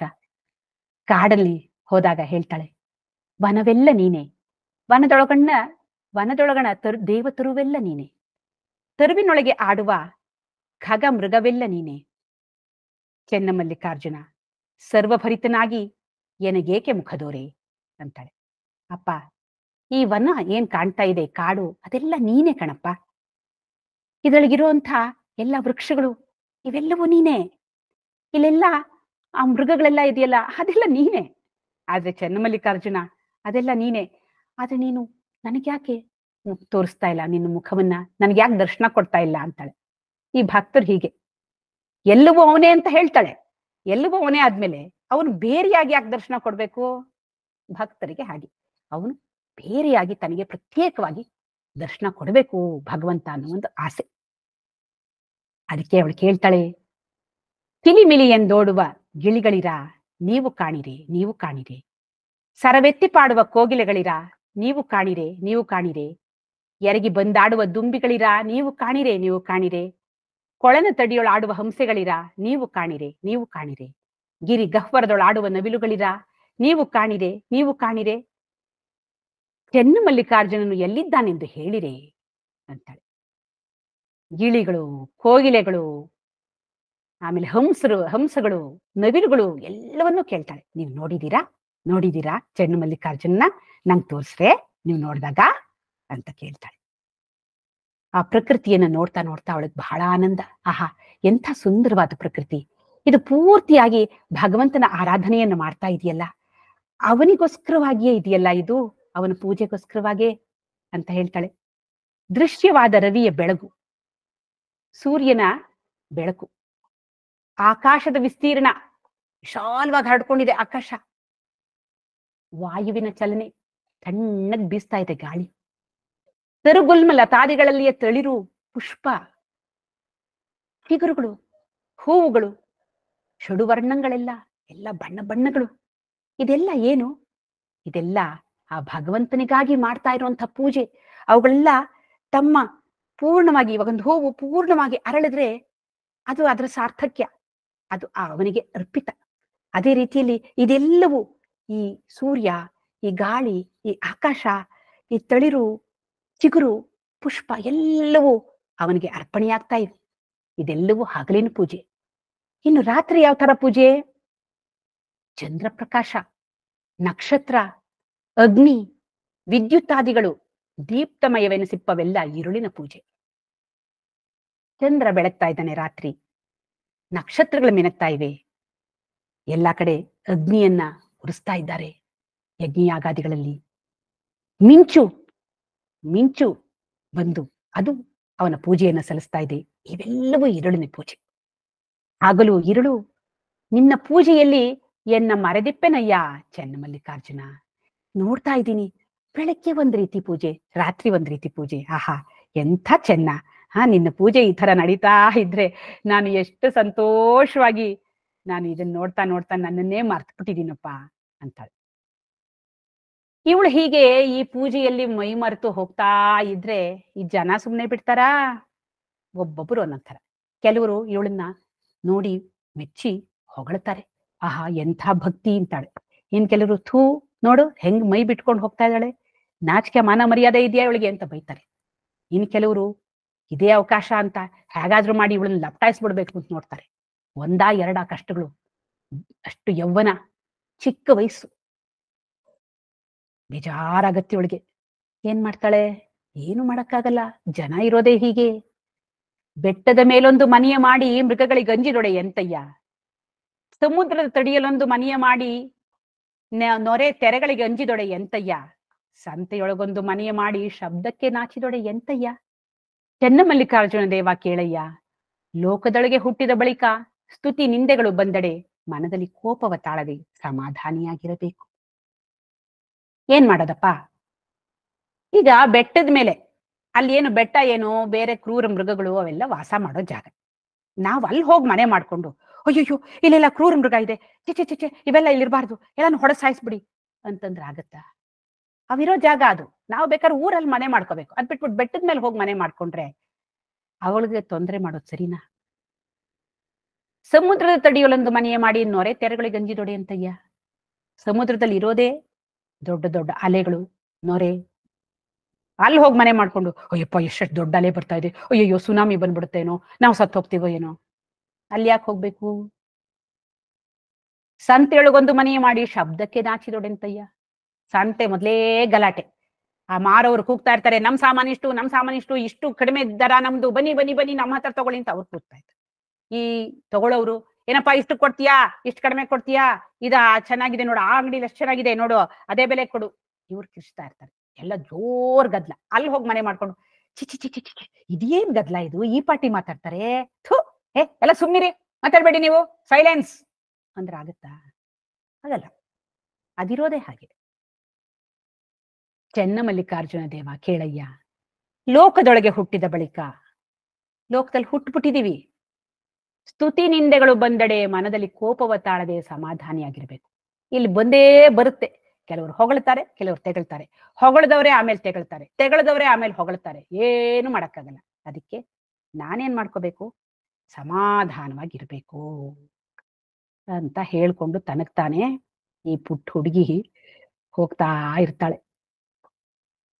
ಅವಳಿಗೆ ಕೆಲವು ಸತಿ ಈ ಜನ ಈ ತರಹ ಒದ್ದಾಡೋದನ್ನ ನೋಡಿ ಅವಳಿಗೂ ಪಾಪ ಬೇಜಾರು ಆಗುತ್ತೆ. ಅವಳು ಅನ್ಕೋತಾಳೆ, ಅಯ್ಯೋ ಯಾಕೆ ಹೀಗಿದ್ದಾರೆ ಈ ಜನ? ಹಗಲು 4 ಜಾವ ಆಶನಕ್ಕೆ ಕುದಿವರು, ಈರುಳು 4 ಜಾವ ವ್ಯಸನಕ್ಕೆ ಕುದಿವರು. ಅಗಸ ನೀರೊಳಗಿರ್ದು ಬಾಯಾರಿ ಸತ್ತಂತೆ ತಮ್ಮೊಳಗಿರ್ದ ಮಹಾಘನವನ್ನು ಅರಿಯರು ಚೆನ್ನಮಲ್ಲಿಕಾರ್ಜುನ ಅಂತಾಳೆ. ಏನ್ ಈ ಜನರು, ಅಯ್ಯೋ ವ್ಯರ್ಥ ಮಾಡ್ಕೋತಾ ಇದಾರಲ್ಲ ತಮ್ಮ ಜೀವನನ. ಬೆಳಗ್ಗೆ ಎಲ್ಲ ರೋಟಿ ಕಪಡ ಅವ್ರ ಮಕ್ಕಾನ್ಗೆ, ದುಡ್ದಿದ್ದೆ. ರಾತ್ರಿ ವ್ಯಸನ, ಏನು ಕುಡಿಯೋದು, ಸಂಭೋಗ, ಇಂಥದ್ರಲ್ಲೇ ಕಳೆದ್ಬಿಡೋದು. ಅಗಸ ನೀರಲ್ಲಿ ನಿಂತ್ಕೊಂಡು ಬಟ್ಟೆ ಒಗಿತಾ ಇರ್ತಾನಂತೆ. ಅಯ್ಯೋ ಬಾಯಾರ್ಕೆ, ಅಯ್ಯೋ ನೀರಿಲ್ಲ, ಅಯ್ಯೋ ಬಾಯಾರ್ಕೆ, ನೀರಿಲ್ಲ ಅಂತ ಹೇಳಿ ಹೇಳಿ ಹೇಳಿ ಹಂಗೆ ಸತ್ತೋಗ್ತಾನೆ. ಅಲ್ಲೇ ನೀರಿದೆ, ಹೀಗೆ ತಗೊಂಡು ಕುಡಿದ್ರಾಯ್ತು, ಗೊತ್ತಿಲ್ಲ. ಹಾಗೆ ತಮ್ಮೊಳಗಿದ್ದ ಮಹಾಘನವನು, ತಮ್ಮೊಳಗೆ ಭಗವಂತ ಇದ್ದಾನೆ, ಶುದ್ಧವಾದ ಅರಿವು ತಮ್ಮಲ್ಲೇ ಇದೆ, ಗೊತ್ತಿಲ್ಲ. ಅದು ಬಿಟ್ಟು ಅದ್ರ ಕಡೆ ತಿರುಗಿ ನೋಡ್ದೆ ಸುಮ್ನೆ ಇಲ್ಲಿ ಹೊರಗಡೆ ಆನಂದ ಸ್ವರೂಪ ತನ್ನೊಳಗಿದೆ, ಆದ್ರೆ ಈ ಹೊರಗಿನ ಆನಂದಕ್ಕೆ ಹುಡುಕ್ತಾ ಇದಾರಲ್ಲಪ್ಪ ಚೆನ್ನಮಲ್ಲಿಕಾರ್ಜುನ, ಏನಪ್ಪಾ ಇವ್ರದ್ದು ಅವಸ್ಥೆ ಅಂತ ಬೇಜಾರ್ ಮಾಡ್ಕೋತಾಳೆ. ಅವ್ರಿಗೆ ಹಿತವಚನವನ್ನು ಹೇಳ್ತಾಳೆ. ಪೃಥ್ವಿಯ ಕೂಡದ ಮುನ್ನ, ಅಪ್ಪುವ ಕೂಡದ ಮುನ್ನ, ತೇಜವ ಕೂಡದ ಮುನ್ನ, ವಾಯುವ ಕೂಡದ ಮುನ್ನ, ಆಕಾಶವ ಕೂಡದ ಮುನ್ನ, ಪಂಚೇಂದ್ರಿಯಗಳೆಲ್ಲ ಹಂಚು ಹರಿಯಾಗದ ಮುನ್ನ ಚೆನ್ನಮಲ್ಲಿಕಾರ್ಜುನಂಗೆ ಶರಣೆನ್ನಿರಿ ಅಂತ. ಈ ದೇಹ ಬಿದ್ದಾಗ, ಸಾವು ಬಂದಾಗ ಈ ದೇಹವನ್ನು ತಗೊಂಡೋಗಿ ಸುಟ್ಟಾಕ್ಬಿಡ್ತಾರೆ. ಅಗ್ನಿಗರ್ಪಣೆ ಆಯ್ತು, ಆ ಹೊಗೆ ಗಾಳಿ ಸೇರ್ಹೋಯ್ತು, ಅದು ಆಮೇಲೆ ಆಕಾಶದೊಳಗೆ ವಿಲೀನ ಆಗೋಯ್ತು. ಆಮೇಲೆ ಆ ಬೂದಿಯನ್ನು ತಗೊಂಡು ಹೋಗಿ ನೀರಲ್ಲಿ ಕದರ್ತಾರೆ, ನೀರಿಗೆ ಸೇರ್ತು. ಆ ನೀರಿನಲ್ಲಿ ಕದರಿದ ಮೇಲೆ ಅದು ಹೋಗಿ ಭೂಮಿಯಲ್ಲಿ ಸೇರ್ಕೊಳ್ಳುತ್ತೆ, ಪೃಥ್ವಿಗೆ ಸೇರ್ಹೋಯ್ತು. ಹೀಗೆ ಈ ಪಂಚಭೂತಗಳಿಂದ ಆಗಿರುವಂತಹ ಶರೀರ ಮತ್ತೆ ಪಂಚಭೂತಗಳಲ್ಲಿ ವಿಲೀನವಾಗಿ ಹೋಗುತ್ತೆ. ಹಾಗೆ ಆಗೋದಕ್ಕಿಂತ ಮೊದಲು ಚೆನ್ನಮಲ್ಲಿಕಾರ್ಜುನನ್ಗೆ ಶರಣು ಅನ್ರಿ, ಅವನನ್ನ ತಿಳ್ಕೊಳ್ಳೋ ಪ್ರಯತ್ನವನ್ನು ಮಾಡಿ ಅಂತ ಹೇಳ್ತಾಳೆ. ಹೀಗೆ ಹೋಗ್ತಾ ಇದ್ದಾಳೆ. ಅವಳ ಗುರಿ ಏನು? ಅವಳು ಶ್ರೀಶೈಲದ ಕದಳೀವನಕ್ಕೆ ಹೋಗ್ಬೇಕು. ಶ್ರೀಶೈಲದಲ್ಲಿದ್ದಾನೆ ಚೆನ್ನಮಲ್ಲಿಕಾರ್ಜುನ, ಅಲ್ಲಿಗೆ ಹೋಗ್ಬೇಕು ಅವಳು. ಹಾಗೆ ಹೋಗೋದಕ್ಕಿಂತ ಮೊದಲು ಕಲ್ಯಾಣದ ಮೇಲೆ ಹೋಗ್ಬೇಕು ಅಂತ ಆಸೆ ಅವಳಿಗೆ. ಯಾಕೆಂದ್ರೆ ಚಿಕ್ಕ ವಯಸ್ಸಿನಲ್ಲೇ ತಾಯಿ ಅಲ್ಲಮ ಪ್ರಭುಗಳು, ಬಸವಣ್ಣ ಇವ್ರ ಬಗ್ಗೆ ಎಲ್ಲ ಸಾಕಷ್ಟು ಹೇಳಿದಾಳೆ. ಅಂತಹ ಶರಣರನ್ನ ಹೋಗಿ ಭೇಟಿ ಮಾಡ್ಬೇಕು, ಅಂತಹ ಅನುಭಾವಿಗಳನ್ನ ನೋಡ್ಬೇಕು, ಅವರ ಜೊತೆಯಲ್ಲಿ ಕೆಲವು ಕಾಲ ಕಳಿಬೇಕು ಅಂತ ಆಸೆ. ಹಾಗಾಗಿ ಆ ಕಡೆಗೆ ಪ್ರಯಾಣವನ್ನು ಬೆಳೆಸ್ತಾಳೆ. ಕಲ್ಯಾಣದಲ್ಲಿ ಅನುಭವ ಮಂಟಪದಲ್ಲಿ ಸಭೆ ನೆರೆದಿದೆ. ಶೂನ್ಯ ಸಿಂಹಾಸನಾಧೀಶ್ವರರು ಅಲ್ಲಮ ಪ್ರಭುಗಳು ಹೇಳ್ತಾರೆ, ನಾಳೆ ಒಂದು ಶುಭವಾದ ದಿನ, ಯಾರು ಅನುಭವ ಮಂಟಪಕ್ಕೆ ಬರೋದನ್ನು ತಪ್ಪಿಸ್ಕೊಳ್ಬೇಡಿ ಅಂತ ಹೇಳ್ತಾರೆ. ಬಸವಣ್ಣನವ್ರು ಕೇಳ್ತಾರೆ, ಏನ್ ವಿಷಯ, ಅಕ್ಕ ಏನಾದ್ರೂ ನಾಳೆ ಬರ್ತಾರಾ ಅಂತ. ಯಾಕೆ ಅಂದ್ರೆ ಈಗಾಗ್ಲೇ ಎಲ್ರಿಗೂ ವಿಷಯ ಗೊತ್ತಾಗಿದೆ. ಅಕ್ಕ ಆ ರಾಜ ಕಸಪಯ್ಯ ಕೌಶಿಕ ಅವನನ್ನ ತೊರೆದು ಹೊರಟಿದ್ದಾಳೆ, ಶ್ರೀಶೈಲದತ್ತ ಹೊರಟಿದ್ದಾಳೆ, ಇದೇ ಮಾರ್ಗವಾಗಿ ಬರ್ತಾ ಇದ್ದಾಳೆ ಅನ್ನೋದು ಗೊತ್ತು. ಹಾಗಾಗಿ ಕೇಳ್ತಾರೆ ಬಸವಣ್ಣನವರು. ಆಗ ಅಲ್ಲಮ್ಮ ಹೇಳ್ತಾರೆ, ಹೌದು, ನಿನ್ನನ್ನು ಕಂಡ್ರೆ ಅವಳಿಗೆ ಬಹಳ ಗುರುಭಾವ, ಭಕ್ತಿ, ನಿನ್ನನ್ನು ಭೇಟಿ ಆಗ್ಬೇಕು ಅನ್ನೋ ಒಂದು ಕಾತರದಲ್ಲಿ ಅವಳು ಬರ್ತಾ ಇದ್ದಾಳೆ. ಆ ಮಹಾಮಹಿಮಳನ್ನ ಎಲ್ರೂ ದರ್ಶನ ಮಾಡಿ ನಾಳೆ ದಿವಸ ಅಂತ ಹೇಳ್ತಾರೆ. ಎಲ್ರಿಗೂ ಬಹಳ ಕೌತುಕ. ಮಾರನೇ ದಿವಸ ಆಗತ್ತೆ, ಎಲ್ರೂ ಬೇಗ ಬೇಗ ಬಂದ್ಬಿಡ್ತಾರೆ ಅನುಭವ ಮಂಟಪಕ್ಕೆ. ಕಾಯ್ತಾ ಇದ್ದಾರೆ, ಯಾವಾಗ ಬಂದಾಳು ಅಕ್ಕ, ಯಾವಾಗ ಬಂದಾಳು ಅಂತ. ಅಂತೂ ಇಂತೂ ಅಕ್ಕ ಬರ್ತಾ ಇದ್ದಾಳೆ, ಬರ್ತಾ ಇದ್ದಾಳೆ. ದಾರಿಯಲ್ಲಿ ಬಸವಳೆದಿದ್ದಾಳೆ, ಹೇಳ್ಕೊತಾಳೆ, ಕಾಯ ಕರ್ರನೆ ಕಂದಿದಡೇನಯ್ಯ, ಕಾಯ ಮಿರ್ರನೆ ಮಿಂಚಿದಡೇನಯ್ಯ, ಅಂತರಂಗ ಶುದ್ಧವಾದ ಬಳಿಕ ಚೆನ್ನಮಲ್ಲಿಕಾರ್ಜುನಯ್ಯ ನೀನೊಳೆದ ಕಾಯವು ಹೇಗಿದ್ದಡೇನಯ್ಯ ಅಂದ್ಕೊಳ್ತಾ ಇದ್ದಾಳೆ. ನಮಗೆಲ್ಲ ಈ ದೇಹ ಚೆನ್ನಾಗಿರ್ಬೇಕು, ಬಿಸಿಲಿಗೆ ಹೋದ್ರೆ ಎಲ್ಲಿ ಕಪ್ಪಾಗ್ಬಿಡ್ತೀವೋ ಅಂತ fair and lovely, glow and lovely ಎಲ್ಲ ಹಚ್ಕೋತಾ ಇರ್ತೀವಿ. ವಿಟಮಿನ್ ಡಿ ಇರುತ್ತೆ, ಬಿಸಿಲಿಗೆ ಹೋಗಿ ಅಂತ ಡಾಕ್ಟರ್ ಹೇಳ್ತಾರೆ, ಅಯ್ಯಯ್ಯೋ ಕಪ್ಪಗಾಗ್ಬಿಡ್ತೀವಿ, ವಿಟಮಿನ್ ಡಿ ಇಲ್ಲದೆ ಇದ್ರೂ ಪರವಾಗಿಲ್ಲ ಅಂತ ಮನೇಲಿ ಕೂತಿರ್ತೀವಿ ನಾವು. ಆದ್ರೆ ಅಕ್ಕಂಗೆ ಆ ವಿಟಮಿನ್ ಡಿ ಯೋಚನೆನೂ ಇಲ್ಲ. ಈ ದೇಹ ಕರ್ಗಾದ್ರು ಬೆಳ್ಳಗಿದ್ರು ಏನಾದ್ರೇನೋ ಒಳಗಾದ್ರು ಯೋಚನೆನೇ ಇಲ್ಲ. ಅವಳು ಅದೇ ಒಂದೇ ಧ್ಯಾನದಲ್ಲಿ ಚೆನ್ನಮಲ್ಲಿಕಾರ್ಜುನನ ಧ್ಯಾನಿಸ್ತಾ ಆ ಅನುಭವ ಮಂಟಪಕ್ಕೆ ಹೋಗಿ ಆ ಅನುಭಾವಿಗಳನ್ನ ಯಾವಾಗ ನೋಡೇನೋ, ಆ ಶೂನ್ಯ ಸಿಂಹಾಸನಾಧೀಶ್ವರರನ್ನ ಯಾವಾಗ ನೋಡೇನೋ, ಅಣ್ಣ ಬಸವಣ್ಣನನ್ನ ಯಾವಾಗ ಕಂಡೇನೋ ಅಂತ ಕಾತರಳಾಗಿ ಬರ್ತಾ ಇದ್ದಾಳೆ, ಬರ್ತಾ ಇದ್ದಾಳೆ. ಅಂತೂ ಇಂತೂ ಕಲ್ಯಾಣದ ಸಮೀಪ ಬಂದ್ಲು, ಅನುಭವ ಮಂಟಪದ ಹತ್ರ ಬಂದ್ಲು, ಒಳಗೆ ಕಾಲಿಟ್ಲು. ಹಗ್ಗಂತ ಒಂದು ಪ್ರಭೆ ಹರಡದ ಹಾಗಾಯ್ತು. ಎಲ್ಲರಿಗೂ ಮೈ ಪುಳಕಿತವಾಗೋಯ್ತು, ರೋಮಾಂಚನವಾಗೋಯ್ತು. ಎಲ್ಲರೂ ಎದ್ದು ನಿಂತು ಬಿಟ್ರು, ಕೈ ಮುಗಿತಾ ಇದ್ದಾರೆ. ಪುಟ್ಟ ಹುಡುಗಿ, 18-20 ವಯಸ್ಸಿನ ಬಾಲೆ, ಅವಳಿಗೆಲ್ಲರೂ ಕೈ ಮುಗಿತಾ ಇದ್ದಾರೆ. ಆಹಾ, ಅಕ್ಕ, ಅಕ್ಕನನ್ನ ಕಂಡು ನಮ್ಮ ಜೀವನ ಪಾವನವಾಯ್ತು ಅಂತ ಅಂದ್ಕೊಳ್ತಾ ಇದ್ದಾರೆ. ಆದ್ರೆ ಅಲ್ಲಮ ಪ್ರಭುಗಳ ಮಾತ್ರ ಗಂಭೀರವಾಗಿ ಕೂತಿದ್ದಾರೆ. ಅವರಿಗೆ ಗೊತ್ತು ಅಕ್ಕನ ಸತ್ವ, ಆದ್ರೆ ಲೋಕಕ್ಕೆ ಅದನ್ನ ಪ್ರಚುರಪಡಿಸ್ಬೇಕಲ್ಲ, ಹಾಗಾಗಿ ಸುಮ್ಮನೆ ಗಂಭೀರವಾಗಿ ಕೂತಿದ್ದಾರೆ. ಕೇಳ್ತಾರೆ, ಉದಮದದ ಯೌವನವನ್ನೊಳಗೊಂಡ ಸತಿ ನೀನು ಇತ್ತಲೇಕೆ ಬಂದೆಯವ್ವ? ಸತಿ ಎಂದಡೆ ಮುನಿವರು ನಮ್ಮ ಶರಣರು, ನಿನ್ನ ಪತಿಯ ಕುರಹ ಹೇಳಿದಡೆ ಬಂದು ಕುಳ್ಳಿರು, ಅಲ್ಲಡೆದೆ ತೊಲಗು ತಾಯೇ, ನಮ್ಮ ಗುಹೇಶ್ವರನ ಶರಣರಲ್ಲಿ ಸಂಘ ಸುಖವ ಸನ್ನಿಹಿತವ ಬಯಸುವೆಡೆ, ನಿನ್ನ ಪತಿ ಯಾರೆಂಬುದನ್ನು ಹೇಳ ಎಲೆ ಅವ್ವ ಅಂತಾರೆ. ಏನಮ್ಮ, ಎಷ್ಟು ಯೌವನ, ಈ ತರಹ ಬಂದಿದೆಯಲ್ಲ ನೀನು, ಶರಣರು ಇರೋ ಜಾಗಕ್ಕೆ ಬರೋದಾ ಈ ತರಹ? ಶರಣರಿಗೆ ಹೆಂಗಸರು ಅಂದ್ರೇನೆ ಆಗಲ್ಲ ಮೊದ್ಲು, ಅಂಥದ್ರಲ್ಲಿ ನೀನು ಹೀಗ್ ಬಂದಿದೀಯ. ಅದ್ರಲ್ದೆ ಮದುವೆ ಆಗಿದ್ಯಾ ನಿನ್ಗೆ? ನಿನ್ ಗಂಡ ಎಲ್ಲಿ, ಯಾರು? ಯಾಕೆಂದ್ರೆ ನಮ್ಮ ಭಾರತದಲ್ಲಿ ಗಂಡ ಇದ್ರೆ ಹೆಂಡತಿಗೆ ಗೌರವ, ಸ್ಥಾನ. ಅದಕ್ಕೆ ಕೇಳ್ತಾ ಇದ್ದಾರೆ, ಎಲ್ಲಿ ನಿನ್ ಗಂಡ ಯಾರು? ನಿನ್ನ ಪತಿಯ ಕುರುಹ ಹೇಳಿದೊಡೆ ಬಂದು ಕುಳ್ಳಿರು, ಅಲ್ಲಡಿದೆ ತೊಲಗು ತಾಯೇ, ಹೋಗ್ತಾ ಇರು ಇಲ್ಲಿಂದ. ನಮ್ಮ ಗುಹೇಶ್ವರನ ಶರಣರಲ್ಲಿ ಸಂಘ ಸುಖ ಸನ್ನಿಹಿತವ ಬಯಸುಬೇಡೆ, ನಿನ್ನ ಪತಿ ಯಾರೆಂಬುದನ್ನು ಹೇಳ ಎಲೆ ಅವ್ವ ಅಂತಾರೆ. ಇವಳು ತುಂಬ ಖುಷಿ ತನ್ನ ಪತಿ ಯಾರು ಅಂತ ಹೇಳೋದಿಕ್ಕೆ. ಕಾಯ್ತಾ ಇದ್ದಾಳು ಇವಳು. ಹೇಳ್ತಾಳೆ, ಪಚ್ಚೆಯ ನೆಲೆಗಟ್ಟು, ಕನಕದ ತೋರಣ, ವಜ್ರದ ಕಂಬ, ಪವಳದ ಚಪ್ಪರವಿಕ್ಕಿ, ಮುತ್ತು ಮಾಣಿಕದ ಮೇಲು ಕಟ್ಟ ಕಟ್ಟಿ ಮದುವೆಯ ಮಾಡಿದರು, ಎಮ್ಮವರೆನ್ನ ಮದುವೆಯ ಮಾಡಿದರು, ಚೆನ್ನಮಲ್ಲಿಕಾರ್ಜುನ ಗಂಡಂಗೆನ್ನ ಮದುವೆಯ ಮಾಡಿದರು ಅಂತಾಳೆ. ನನ್ ಗಂಡ ಚೆನ್ನಮಲ್ಲಿಕಾರ್ಜುನ ನನ್ಗೆ ವಿಜೃಂಭಣೆಯಿಂದ ಮದುವೆ ಮಾಡಿದ್ದಾರೆ ನಮ್ಮ ಮನೇಲಿ, ನಾನು ಯಾರೋ ಅಂತ ಅನ್ಕೋಬೇಡಿ, ನಾನು ಚೆನ್ನಮಲ್ಲಿಕಾರ್ಜುನನ ಹೆಂಡತಿ ಅಂತ ಹೇಳ್ತಾಳೆ. ಅದಕ್ಕೆ ಅವ್ರು ಕೇಳ್ತಾರೆ, ಓಹೋ ಹೌದಾ, ಅವನು ನಿನಗೆ ಒಲ್ದಿದ್ದಾನೆ ಅಂತ ಇದೀಯಾ? ಅದ್ ಹೆಂಗೆ ದೇವ್ರು ಒಲಿದಿದ್ದಾನೆ ಅಂತ ಹೆಂಗ್ ಗೊತ್ತು? ಆಯ್ತು, ದೇವನು ಒಲಿಯದೆ ನೀನು ಒಲಿಸಿದೆ ಎಂಬುದು ಅದಾವುದಕ್ಕೆ?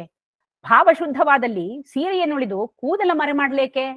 ಆಯ್ತು, ನೀನು ಈ ಬಟ್ಟೆ ಬಿಚ್ಚಾಕ್ಬಿಟ್ಟಿದೀಯ, ಹಾಗೆ ಬರ್ಬೇಕು. ಅದ್ ಬಿಟ್ಬಿಟ್ರೆ ಇನ್ನು ಕೂದಲು ಬೇರೆ ಮರೆ ಮಾಡ್ಕೊಂಡ್ ಬಂದಿದ್ದೀಯ, ಏನಿದೆಲ್ಲ?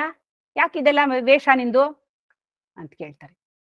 ಅದಕ್ಕೆ ಅವಳು ಹೇಳ್ತಾಳೆ, ಫಲಪಕ್ವವಾದಲ್ಲದೆ ಹೊರಗಣ ಸಿಪ್ಪೆ ರೂಪುಗೆಡದು ಕಾಮನ ಮುದ್ರೆಯ ಕಂಡು ನಿಮಗೆ ನೋವಾದೀತೆಂದು ಆ ಭಾವದಿಂದ ಮುಚ್ಚಿದೆ. ಇದಕ್ಕೆ ನೋವೇಕೆ? ಕಾಡದಿರಣ್ಣ, ಚೆನ್ನಮಲ್ಲಿಕಾರ್ಜುನ ದೇವನ ಒಳಗಾದವಳ. ಅಯ್ಯೋ ಸ್ವಾಮಿ, ನನಗೇನ್ ಸಮಸ್ಯೆ ಇಲ್ಲ. ನನಗೆ ಬರೀ ಮೈ ಬಿಟ್ಕೊಂಡಿದ್ರು ಅಷ್ಟೇ, ಏನಾದ್ರೂ ಹೊದ್ಕೊಂಡಿದ್ರು ಅಷ್ಟೇ, ಕೂದಲು ಬಿಳಿ ಬಿಟ್ಕೊಂಡಿದ್ರು ಅಷ್ಟೇ, ನನಗೆ ಯಾವ ತೊಂದ್ರೆನೂ ಇಲ್ಲ. ನಿಮಗೆ ಈ ಕಾಮನ ಮುದ್ರೆಯ ಕಂಡು ನೀವೆಲ್ಲ ಶರಣರು ಅಂತ ಹೇಳ್ತಾ ಇದ್ದೀರಾ, ಇರಬಹುದೇನೋ. ಆದ್ರೂ ಯಾಕೆ ಪಾಪ ನನ್ನ ದೇಹ ನೋಡ್ಬಿಟ್ಟು ನಿಮಗೆ ಕಾಮನೆ ಉಕ್ಕಿ ಬಂದು ನಿಮ್ಮ ಈ ಶರಣತ್ವ ಎಲ್ಲ ಹಾಳಾಗೋದ್ರೆ ನನ್ನಿಂದ ಯಾಕಪ್ಪ ನಿಮಗ್ ತೊಂದ್ರೆ ಅಂತ ನಾನು ಮುಚ್ಕೊಂಡಿದ್ದೀನಿ ಅಷ್ಟೇನೆ. ಸುಮ್ನೆ ನನ್ನನ್ನು ಕಾಡಬೇಡಿ. ಚೆನ್ನಮಲ್ಲಿಕಾರ್ಜುನ್ ದೇವಳ ಒಳಗಾಗಿದ್ದೀನಿ ನಾನು, ನನ್ನನ್ನು ಯಾಕೆ ಹಿಂಗ್ ಕಾಡ್ತೀರಾ ಏನೇನೋ ಕೇಳ್ಬಿಟ್ಟು ಅಂತಾಳೆ. ಅದಕ್ಕೆ ಅವ್ರು ಹೇಳ್ತಾರೆ, ಬಿಡಲ್ಲ. ಅಲ್ಲಮ್ಮ, ಆ ಚೆನ್ನಮಲ್ಲಿಕಾರ್ಜುನ ಅನ್ನೋನು ಅವನು ನಿರಾಕಾರ. ಅವನನ್ನ ನೀನು ಹೆಂಗಮ್ಮ ಕೂಡಿದೀಯ? ಕೂಡಲಿಲ್ಲದ ಆಗಲಿಲ್ಲದ ಘನವ, ಕೂಡುವುದು ಎಂತವ್ವ? ಅದ್ ನೋಡಕ್ ಸಿಕ್ಕಲ್ಲ. ಅಂಥದ್ನ ನೀನ್ ಹೆಂಗಮ್ಮ ಕೂಡ್ಕೊಂಡಿದೀಯ? ಗುಹೇಶ್ವರ ಲಿಂಗವ ಬೆರೆ ಮಾಡಿ ಬೆರೆಸಬಾರದು ಕೇಳದಿ. ಹಾಗೆಲ್ಲ ಸುಮ್ನೆ ಹೇಳ್ಬಾರ್ದಮ್ಮ. ನಾನು ಚೆನ್ನಮಲ್ಲಿಕಾರ್ಜುನ್ ಕೂಡ್ಕೊಂಡಿದ್ದೀನಿ ಅಂತ ಎಲ್ಲಿ ಕೂಡ್ಕೊಂಡಿದೀಯ? ನಿಂಗೆ ದೇಹ ಇದೆ, ನೀನು ದೇಹಿ. ಅವನು ದೇಹ ಇಲ್ದೇ ಇರೋನು, ಅವನು ಹೆಂಗಮ್ಮ ನೀನು ಕೂಡ್ಕೊಳಕ್ಕಾಗತ್ತೆ ಅಂತ ಕೇಳ್ತಾರೆ. ಆಗ ಅಕ್ಕ ಹೇಳ್ತಾಳೆ, ಗಟ್ಟಿ ತುಪ್ಪ ತಿಳಿ ತುಪ್ಪಕ್ಕೆ ಹಂಗುಂಟೆ ಅಯ್ಯ, ದೀಪಕ್ಕೆ ದೀಪ್ತಿಗೆ ಭೇದ ಉಂಟೆ ಅಯ್ಯ, ಅಂಗಕ್ಕೆ ಆತ್ಮಕ್ಕೆ ಭೇದ ಉಂಟೆ ಅಯ್ಯ.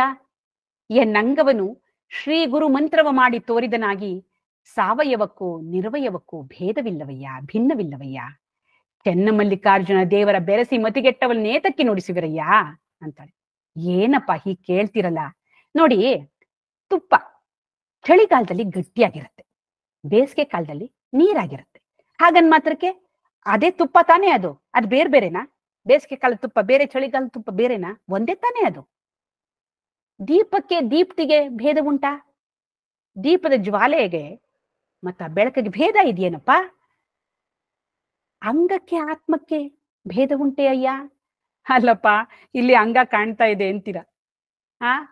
ಆತ್ಮ ಒಳಗಡೆ ಇದ್ದಿದ್ದಕ್ಕೆ ಈ ಅಂಗ ಕಾಣ್ತಾ ಇದೆ. ಆ ಆತ್ಮವೇ ಈ ಅಂಗವಾಗಿ ತೋರಿ ಬರ್ತಾ ಇದೆ.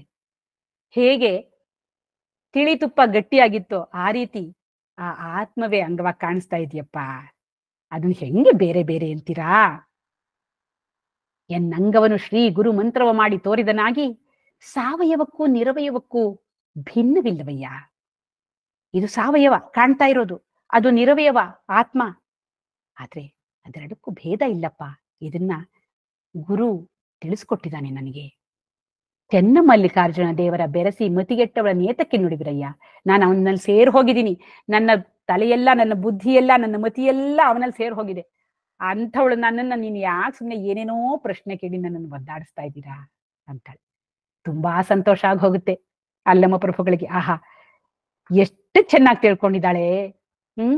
ಸಾವಯವಕ್ಕೂ ನಿರ್ವಯವಕ್ಕೂ ಭೇದ ಇಲ್ಲ ಅನ್ನೋದನ್ನ ಎಷ್ಟು ಚೆನ್ನಾಗಿ ತಿಳ್ಕೊಂಡಿದ್ದಾಳೆ ಅನ್ಬಿಟ್ಟು ಅವಾಗ ಅವರು ಎದ್ದು ನಿಂತು ಹೇಳ್ತಾರೆ, ತನುಗುಣ ನಾಸ್ತಿಯಾಗಿ ಲಿಂಗ ಸಂಗಿಯಾದಳು, ಮನಗುಣ ನಾಸ್ತಿಯಾಗಿ ಅರಿವು ಸಂಗಿಯಾದಳು, ಭವಗುಣ ನಾಸ್ತಿಯಾಗಿ ಮಹಾಪ್ರಭೆ ತಾನಾದಳು. ತಾನು ಇದಿರು ಎಂಬುದನ್ನು ಅಳಿದು ನಮ್ಮ ಗುಹೇಶ್ವರ ಲಿಂಗದಲ್ಲಿ ಸ್ವಯವಾದ ಮಹಾದೇವಿಯಕ್ಕನಲ್ಲಿ ನಿಲುವಿಂಗೆ ಶರಣೆನ್ನುತ್ತಿದ್ದೆನು ಅಂತಾರೆ. ತಾನು ದೇಹ ಅನ್ನೋ ಭಾವನೆನೇ ಇಲ್ಲ. ಅವಳು ಲಿಂಗಕ್ಕೆ ಅರ್ಪಿಸ್ಬಿಟ್ಟಿದ್ದಾಳ ಅದನ್ನ. ಅವಳಿಗೆ ಮನಸ್ಸು ಬೇರೆ ಅನ್ನೋದು ಇಲ್ವೇ ಇಲ್ಲ. ಅದು ಅರಿವಿನಲ್ಲಿ ಒಂದಾಗ್ಬಿಟ್ಟಿದೆ. ಈ ಸಂಸಾರದ ಭವ ರೋಗ ಏನಿದೆ ಅದರ ಅವಳಿಗೆ ಇಲ್ವೇ ಇಲ್ಲ. ಅವಳು ಮಹಾಪ್ರಭೆ ಆಗಿದ್ದಾಳೆ. ತಾನು ಇದಿರು, ನಾನು ಅದು ಅನ್ನೋ ಒಂದು ಭೇದವೇ ಇಲ್ಲ. ಅವಳು ಗುಹೇಶ್ವರ ಲಿಂಗದಲ್ಲಿ ಸ್ವಯವಾಗ್ಬಿಟ್ಟಿದ್ದಾಳೆ, ಐಕ್ಯವಾಗ್ಬಿಟ್ಟಿದ್ದಾಳೆ. ಅಂಥ ಮಹಾದೇವಿಯಕ್ಕನ ನಿಲುವಿಂಗೆ ಶರಣೆನ್ನುತ್ತಿದ್ದೆನು, ನಮಸ್ಕಾರ ಮಾಡ್ತಾ ಇದ್ದೀನಿ ಅಂತ ಯಾವಾಗೊಂದ್ಸತಿ ಅಲ್ಲಮ್ಮ ಪ್ರಭುಗಳೇ ಹೇಳ್ಬಿಡ್ತಾರೋ ಎಷ್ಟು ಸಂತೋಷ ಆಗ್ಬಿಡುತ್ತೆ. ಬಸವಣ್ಣನವ್ರಿಗೆ ಮೊದಲೇ ಹಿರಿ ಹಿಗ್ತಾ ಇರ್ತಾರೆ. ಅವ್ರು ಹೇಳ್ತಾರೆ, ಅಜ್ಞಾನ ಹಿಂಗಿತ್ತು, ಅಹಂಕಾರ ಒಡಗಿತ್ತು, ಅರಿಷಡ್ವರ್ಗಗಳು ಹರಿದು ಹಂಚಾದವು, ಅಷ್ಟಮದಂಗಳು ಪಟ್ಟಪರಿಯಾದವು, ದಶವಾಯುಗಳು ವಶವರ್ತಿಯಾದವು, ಇಂದ್ರಿಯಗಳು ಬಂಧನ ಒಡೆದವು, ಮನೋವಿಕಾರ ನಿಂತಿತ್ತು. ಕೂಡಲ ಸಂಗಮ ದೇವ, ನಿಮ್ಮಲ್ಲಿ ನಮ್ಮ ಮಹಾದೇವಿ ಅಕ್ಕಗಳ ನಿರ್ವಾಣದ ಸಹಜ ನಿಲುವ ಕಂಡು ನಮೋ ನಮೋ ಎನ್ನುತ್ತಿದ್ದೆನಯ್ಯ ಪ್ರಭುವೇ ಅಂತಾರೆ. ಅವಳ ಜ್ಞಾನ ಪೂರ್ಣವಾಗಿ ನಾಶ ಆಗೋಗಿದೆ, ಅಹಂಕಾರ ಹೊರಟೋಗ್ಬಿಟ್ಟಿದೆ. ಅರಿಷಡ್ವರ್ಗಗಳು ಕಾಮ, ಕ್ರೋಧ, ಲೋಭ, ಮೋಹ, ಮದ, ಮಾತ್ಸರ್ಯ ಇವೆಲ್ಲ ಹರಿದು ಹಂಚಿ ಹೋಗಿವೆ. ಅಷ್ಟ ಮದಗಳು ಧನ, ಕುಲ, ವಿದ್ಯೆ, ರೂಪ, ಯೌವನ, ಬಲ, ಪರಿವಾರ, ಅಧಿಕಾರ, ಇಂಥ ಅಷ್ಟ ಮದಗಳು ಹೊರಟೋಗ್ಬಿಟ್ಟಿವೆ. ದಶವಾಯುಗಳು ಪ್ರಾಣ, ಅಪಾನ, ಉದಾನ, ವ್ಯಾನ, ಸಮಾನ, ಕೂರ್ಮ, ಕ್ರಕರ, ನಾಗ, ದೇವದತ್ತ, ಧನಂಜಯ ಅನ್ನುವಂಥ ದಶವಾಯುಗಳು ಅವಳ ವಶಕ್ಕೆ ಬಂದ್ಬಿಟ್ಟಿವೆ. ಇಂದ್ರಿಯಗಳೆಲ್ಲ ಬಂಧನದಿಂದ ಹೊರಗೋಗಿವೆ, ಮನೋವಿಕಾರ ಇಲ್ವೇ ಇಲ್ಲ. ಕೂಡಲ ಸಂಗಮ ದೇವ, ನಿಮ್ಮಲ್ಲಿ ನಮ್ಮ ಮಹಾದೇವಿ ಅಕ್ಕಗಳ ನಿರ್ವಾಣದ ಸಹಜ ನಿಲುವನ್ನು ಕಂಡು, ಸಹಜ ಸ್ಥಿತಿಯಲ್ಲಿದ್ದಾಳೆ ಅವಳು, ಸಹಜ ಸಮಾಧಿಯಲ್ಲಿದ್ದಾಳೆ ಈ ಅಕ್ಕ, ಅದನ್ನು ಕಂಡು ನಮೋ ನಮೋ ಎನ್ನುತ್ತಿದ್ದೇನಯ್ಯ ಪ್ರಭುವೇ ಅಂತಾರೆ. ಚನ್ನಬಸವಣ್ಣಂಗೆ ಇನ್ನೂ ಖುಷಿ, ಅವನಿನ್ನೂ ಮುಂದಕ್ಕೆ ಹೋಗ್ತಾನೆ. ಅಲ್ಲಿರೋಂಥ ಯಾರು ಶರಣರಿದ್ದಾರೆ ಅವ್ರಿಗೆಲ್ಲ ಅವಳನ್ನು ಹೋಲಿಸಿ ಮೇಲಕ್ಕೆ ಕೂರಿಸ್ತಾರೆ. ಆದ್ಯರ 60 ವಚನಕ್ಕೆ ದಣ್ಣಾಯಕರ 20 ವಚನ. ಆದ್ಯರು ಅನ್ನೋರೊಬ್ರು ಶರಣರು, ಅವರು 60 ವಚನಕ್ಕೆ ದಣ್ಣಾಯಕರು ಅನ್ನೋರು ಇನ್ನೊಬ್ರು, ಅವ್ರ 20 ವಚನ ಸಮಾನಂತೆ. ದಣ್ಣಾಯಕರ 20 ವಚನಕ್ಕೆ ಪ್ರಭುದೇವರ 10 ವಚನ. ಈ ಅಲ್ಲಮ ಪ್ರಭುಗಳು 10 ವಚನ ಆ ದಣ್ಣಾಯಕರ 20 ವಚನಕ್ಕೆ ಸಮಾನಂತೆ. ಪ್ರಭುದೇವರ 10 ವಚನಕ್ಕೆ ಅಜಗಣ್ಣನ 5 ವಚನನಂತೆ. ಅಜಗಣ್ಣನ ಇನ್ನೂ ಮೇಲೆ ಕೇರಿಸ್ತಾನೆ ಪ್ರಭುದೇವರಿಗಿಂತ. ಅಜಗಣ್ಣನ 5 ವಚನಕ್ಕೆ ಕೂಡಲ ಸಂಘ ಚೆನ್ನಯ್ಯನಲ್ಲಿ ಮಹಾದೇವಿ ಅಕ್ಕಗಳ 1 ವಚನ ನಿರ್ವಚನ ಅಂತ ಹೇಳ್ಬಿಡ್ತಾನೆ. ಅಷ್ಟೊಂದು ಉನ್ನತ ಮಟ್ಟದಲ್ಲಿ ಇದ್ದಾಳೆ ಮಹಾದೇವಿ ಅಕ್ಕ ಅಂತ. ಬಹಳ ಸಂತೋಷ ಆಗೋಗುತ್ತೆ ಎಲ್ರಿಗೂ. ಅಕ್ಕ ಕೂಡ ಬಹಳ ನಮ್ರತೆಯಿಂದ ಎಲ್ರಿಗೂ ನಮಸ್ಕಾರ ಮಾಡ್ತಾಳೆ. ಅವರ ಜೊತೆಯಲ್ಲಿ ಕೆಲವು ದಿನಗಳು ಕಲ್ಯಾಣದಲ್ಲಿ ಕಳೀತಾಳೆ. ನಂತರ ಅವಳ ಗುರಿ ಶ್ರೀಶೈಲ, ಚೆನ್ನಮಲ್ಲಿಕಾರ್ಜುನ, ಕದಳೀವನ. ಹಾಗಾಗಿ ಅವರೆಲ್ರಿಗೂ ನಮಸ್ಕಾರ ಮಾಡ್ತಾಳೆ, ಕೇಳ್ತಾಳೆ. ಆ ಅಲ್ಲಮ ಪ್ರಭುಗಳಿಗೆ ಹೇಳ್ತಾಳೆ, ನರಜನ್ಮವ ತೊಡೆದು ಹರಜನ್ಮವ ಮಾಡಿದ ಗುರುವೇ ನಮೋ ನಮೋ, ಭವಬಂಧನವ ಬಿಡಿಸಿ ಪರಮ ಸುಖವ ತೋರಿದ ಗುರುವೇ ನಮೋ, ಭವಿ ಎಂಬುದ ತೊಡೆದು ಭಕ್ತೆ ಎಂದೆನಿಸಿದ ಗುರುವೇ ನಮೋ, ಚೆನ್ನಮಲ್ಲಿಕಾರ್ಜುನನ ತಂದೆನ್ನ ಕೈವಶಕ್ಕೆ ಕೊಟ್ಟ ಗುರುವೇ ನಮೋ ನಮೋ ಅಂತಾಳೆ. ಪ್ರಭುದೇವರೇ, ನೀವು ನನಗೆ ಗುರುಗಳಾದ್ರಿ, ನಿಮ್ಮಿಂದ ನನಗೆ ಚೆನ್ನಮಲ್ಲಿಕಾರ್ಜುನ ದೇವ ಸಿಕ್ಕದ ಅಂತಾಳೆ. ಮೊದಲೇ ಅವಳ ಜೊತೆಯಲ್ಲಿ ಯಾವಾಗ್ಲೂ ಇದ್ದಾನೆ, ಆದ್ರೂ ಕೂಡ ಈ ನಮ್ರತೆ ಗುರುಗಳನ್ನ ಕಂಡು ಮತ್ತು ಹೇಳ್ತಾಳೆ, ಅಯ್ಯ ನಿಮ್ಮ ಅನುಭಾವಿಗಳ ಸಂಘದಿಂದ ಎನ್ನ ತನು ಶುದ್ಧವಾಯಿತು, ಅಯ್ಯ ನಿಮ್ಮ ಅನುಭಾವಿಗಳ ಸಂಘದಿಂದ ಎನ್ನ ಮನ ಶುದ್ಧವಾಯಿತು, ಅಯ್ಯ ನಿಮ್ಮ ಅನುಭಾವಿಗಳ ಸಂಘದಿಂದ ಎನ್ನ ಪ್ರಾಣ ಶುದ್ಧವಾಯಿತು, ಅಯ್ಯ ನಿಮ್ಮ ಅನುಭಾವಿಗಳು ಎನ್ನ ಒರೆದೊರೆದು ಆಗು ಮಾಡಿದ ಕಾರಣ ಚೆನ್ನಮಲ್ಲಿಕಾರ್ಜುನಯ್ಯ ನಿಮಗಾನು ತೊಡಗಿಯಾದೆನು ಅಂತಾಳೆ. ಈ ಅನುಭಾವಿಗಳು ಯಾರ್ಯಾರಿದ್ದಾರೆ, ಇವರೆಲ್ಲರ ಒಂದು ಸಂಘದಿಂದ ನನ್ನ ತನು, ಮನ, ಪ್ರಾಣ ಎಲ್ಲ ಶುದ್ಧ ಆಗೋಯ್ತು. ಅವರು ನನ್ನ ಒರೆದೊರೆದು ಅಂದ್ರೆ ತಿದ್ದಿ ತೀಡಿ ನನ್ನನ್ನ ಎಷ್ಟು ಚೆನ್ನಾಗಿ ಮಾಡಿಬಿಟ್ರು ಅಂದ್ರೆ, ನಾನು ನಿಮಗೆ ಚೆನ್ನಮಲ್ಲಿಕಾರ್ಜುನ ದೇವ ನಿಮಗೆ ಒಂದು ಆಭರಣ ಆಗ್ಬಿಟ್ಟೆ ನಾನು, ನನ್ನನ್ನ ಪೂರ್ಣವಾಗಿ ಅವರು ತಯಾರು ಮಾಡಿಬಿಟ್ರು ಅಂತ ಹೇಳ್ಕೊಂಡು ಅವ್ರಿಗೆಲ್ರಿಗೂ ನಮಸ್ಕಾರ ಮಾಡಿ ಬರ್ತಾಳೆ. ಮುಂದೆ ಮುಂದೆ ಬಂದು ಶ್ರೀಶೈಲವನ್ನ ತಲುಪ್ತಾಳೆ. ಎಂತಹ ಒಂದು ಆನಂದ! ಆ ಶ್ರೀಶೈಲದ ಗಿರಿಯನ್ನ ನೋಡ್ತಾ ಇದ್ದಾಳೆ. ಆಹಾ ಆಹಾ, ಎಷ್ಟು ದಿನಗಳ ಕನಸು! ಆ ಚೆನ್ನಮಲ್ಲಿಕಾರ್ಜುನನ ಕೂಡುವಂಥ ಒಂದು ಗಳಿಗೆ ಸನ್ನಿಹಿತವಾಗಿದೆ. ಅತ್ಯಂತ ಪುಣ್ಯ ಕ್ಷೇತ್ರ ಶ್ರೀಶೈಲ. ಅಲ್ಲಿಯ ಕಾಡು ಹೇಳ್ತಾಳೆ, ವನವೆಲ್ಲ ಕಲ್ಪತರು, ಗಿಡವೆಲ್ಲ ಮರುಜವಣಿ, ಕಿಲೆಗಳೆಲ್ಲ ಪುರುಷ, ನೆಲವೆಲ್ಲ ಅವಿಮುಕ್ತಿ ಕ್ಷೇತ್ರ, ಜಲವೆಲ್ಲ ನಿರ್ಜರಾಮೃತ, ಮೃಗವೆಲ್ಲ ಪುರುಷಾಮೃಗ, ಎಡಹುವ ಹರಳೆಲ್ಲ ಚಿಂತಾಮಣಿ, ಚೆನ್ನಮಲ್ಲಿಕಾರ್ಜುನಯ್ಯನ ನಟ್ಟಿನ ಗಿರಿಯ ಸುತ್ತಿ ನೋಡುತ್ತಾ ಬಂದು ಕದಳಿಯ ಬನವ ಕಂಡೆ ನಾನು ಅಂತ ಹೇಳ್ತಾಳೆ. ಎಂಥ ಕಾಡು ಅದು! ಕಲ್ಪತರು. ಅಲ್ಲಿರುವಂಥ ವೃಕ್ಷಗಳೆಲ್ಲ ಕಲ್ಪವೃಕ್ಷಗಳಂತೆ, ಬೇಡದ್ದನ್ನು ಕೊಡುವಂಥ ವೃಕ್ಷಗಳಂತೆ. ಗಿಡವೆಲ್ಲ ಮರುಜವಣಿ ಅಂದ್ರೆ ಸಂಜೀವಿನಿಗಳಂತೆ, ಮರು ಹುಟ್ಟನ್ನು ಕೊಡುವಂತಹ ಗಿಡಗಳು. ಶಿಲೆಗಳೆಲ್ಲ ಪರುಷ, ಆ ಶಿಲೆಗಳನ್ನ ಸೋಕಿದ ತಕ್ಷಣ ಇನ್ನಾಗಿ ಹೋಗ್ಬೇಕು, ಬಂಗಾರಾಗಿ ಹೋಗ್ಬೇಕು ಅಂಥ ಶಿಲೆಗಳು. ನೆಲವೆಲ್ಲ ವಿಮುಕ್ತಿ ಕ್ಷೇತ್ರ, ಆ ನೆಲಕ್ಕೆ ಕಾಲಿಟ್ಟ ತಕ್ಷಣ ಮುಕ್ತಿ. ಜಲವೆಲ್ಲ ಅಮೃತನಂತೆ. ಮೃಗವೆಲ್ಲ ಪುರುಷಾಮೃಗ. ಪುರುಷಾಮೃಗ ಅಂದ್ರೆ ಅದು ಒಂದು ರೀತಿಯ ಆ ಕಡೆ ಇದೂ ಅಲ್ಲ, ಮೃಗವೂ ಅಲ್ಲ, ಈ ಕಡೆ ಮನುಷ್ಯನೂ ಅಲ್ಲ, ಆ ರೀತಿಯ ಒಂದು ಖೇಚರ ಅದು. ಅದು ಏನಂದ್ರೆ ಶಿವನ ಭಕ್ತ. ಇದು ಮಹಾಭಾರತದಲ್ಲಿ ಬರುವ ಒಂದು ಕಥೆಯಲ್ಲಿ ಬರುತ್ತೆ ಈ ಪುರುಷಾಮೃಗದ್ದು. ಅಂತಹ ಪುರುಷಾಮೃಗವಂತೆ ಈ ಮೃಗಗಳೆಲ್ಲ ಎಲ್ಲವೂ ಶಿವಭಕ್ತರು. ಎಡಹುವ ಹರಳೆಲ್ಲ ಚಿಂತಾಮಣಿ. ಹರಳುಗಳಲ್ಲಿ ಈ ಹರಳು ಅಂತಂದ್ರೆ ಈ ಏನು ಅವಳು ನೆಲದಲ್ಲಿ ಮಣ್ಣು ಕಲ್ಲು ಮರಳು ಎಲ್ಲ ಏನಿದೆ ಅದೆಲ್ಲ ಚಿಂತಾಮಣಿನಂತೆ, ಅನರ್ಘ್ಯ ರತ್ನವಂತೆ. ಅಂತಹ ಒಂದು ಗಿರಿ ಬೆಟ್ಟ ಈ ಒಂದು ಚೆನ್ನಮಲ್ಲಿಕಾರ್ಜುನಯ್ಯನ ಶ್ರೀಶೈಲ. ಅದನ್ನ ಪ್ರದಕ್ಷಿಣೆ ಮಾಡಿ ಸುತ್ತಿ ನೋಡ್ತಾ ಬಂದು ಕದಳಿ ಬನಕ್ಕೆ ಬಂದ್ಬಿಡ್ತಾಳೆ ಅವಳು. ಇಷ್ಟು ಹೊತ್ತಿಗಾಗ್ಲೇ ಪೂರ್ಣವಾಗಿ ಪಕ್ವವಾಗ್ಬಿಟ್ಟಿದ್ದಾಳೆ ಅಕ್ಕ. ಹೇಳ್ತಾಳೆ ಚೆನ್ನಮಲ್ಲಿಕಾರ್ಜುನಿಗೆ, ಮೂಲಾಧಾರದ ಬೇರ ಮೆಟ್ಟಿ ಭ್ರೂಮಂಡಲವನ್ನೇರಿದೆ, ಆಚಾರದ ಬೇರ ಹಿಡಿದು ಐಕ್ಯದ ತುದಿಯನ್ನು ಏರಿದೆ, ವೈರಾಗ್ಯದ ಸೋಪಾನದಿಂದ ಶ್ರೀಗಿರಿಯನ್ನು ಏರಿದೆ, ಕೈ ಹಿಡಿದು ತೆಗೆದುಕೊಳ್ಳ ಚೆನ್ನಮಲ್ಲಿಕಾರ್ಜುನ. ಅಪ್ಪ ಚೆನ್ನಮಲ್ಲಿಕಾರ್ಜುನ, ನಾನು ಮೂಲಾಧಾರದಿಂದ, ಮೂಲಾಧಾರ ಸ್ವಾಧಿಷ್ಠಾನ, ಮಣಿಪುರ, ಅನಾಹತ, ವಿಶುದ್ಧ, ಆಜ್ಞಾ, ಭ್ರೂಮಂಡಲ ಆಜ್ಞಾ, ಅಲ್ಲಿಗೆ ಏರ್ಬಿಟ್ಟಿದ್ದೀನಿ ನಾನು. ಆಚಾರದ ಬೇರೆ ಹಿಡಿದು ಐಕ್ಯದ ತುದಿಯನ್ನು ಏರಿದೆ, ಸಹಸ್ರಾರಕ್ಕೆ ಹೋಗ್ಬಿಟ್ಟಿದ್ದೀನಿ. ವೈರಾಗ್ಯದ ಮೆಟ್ಲುಗಳನ್ನ ಹತ್ಕೊಂಡು ಬಂದ್ಬಿಟ್ಟು ಶ್ರೀಗಿರಿ ಯಾವುದು ಸಹಸ್ರಾರ, ಅಲ್ಲಿಗೆ ಏರ್ಬಿಟ್ಟಿದ್ದೀನಪ್ಪ. ನನ್ನನ್ನು ಹಿಡ್ಕೋ, ನನ್ನನ್ನು ಕರ್ಕೋ, ನನ್ನ ಕೈ ಹಿಡ್ಕೊಂಡು ಕರ್ಕೋ ಚೆನ್ನಮಲ್ಲಿಕಾರ್ಜುನ ಅಂತ ಹೇಳ್ತಾಳೆ. ಆಮೇಲೆ ಹೇಳ್ತಾಳೆ, ಅಗ್ನಿ ಸರ್ವವ್ಯಾಪಕನಾಗಿರುವಂತೆ ಚಿದ್ವಹ್ನಿ ರೂಪನಾದ ಶಿವನು ಸರ್ವವ್ಯಾಪಕನಾಗಿರ್ಪನು. ಹೃದಯ ಕಮಲವು ಮುಖರದೋಪಾದಿಯಲ್ಲಿ ಪ್ರಕಾಶಿಸುತ್ತಿರುವುದು.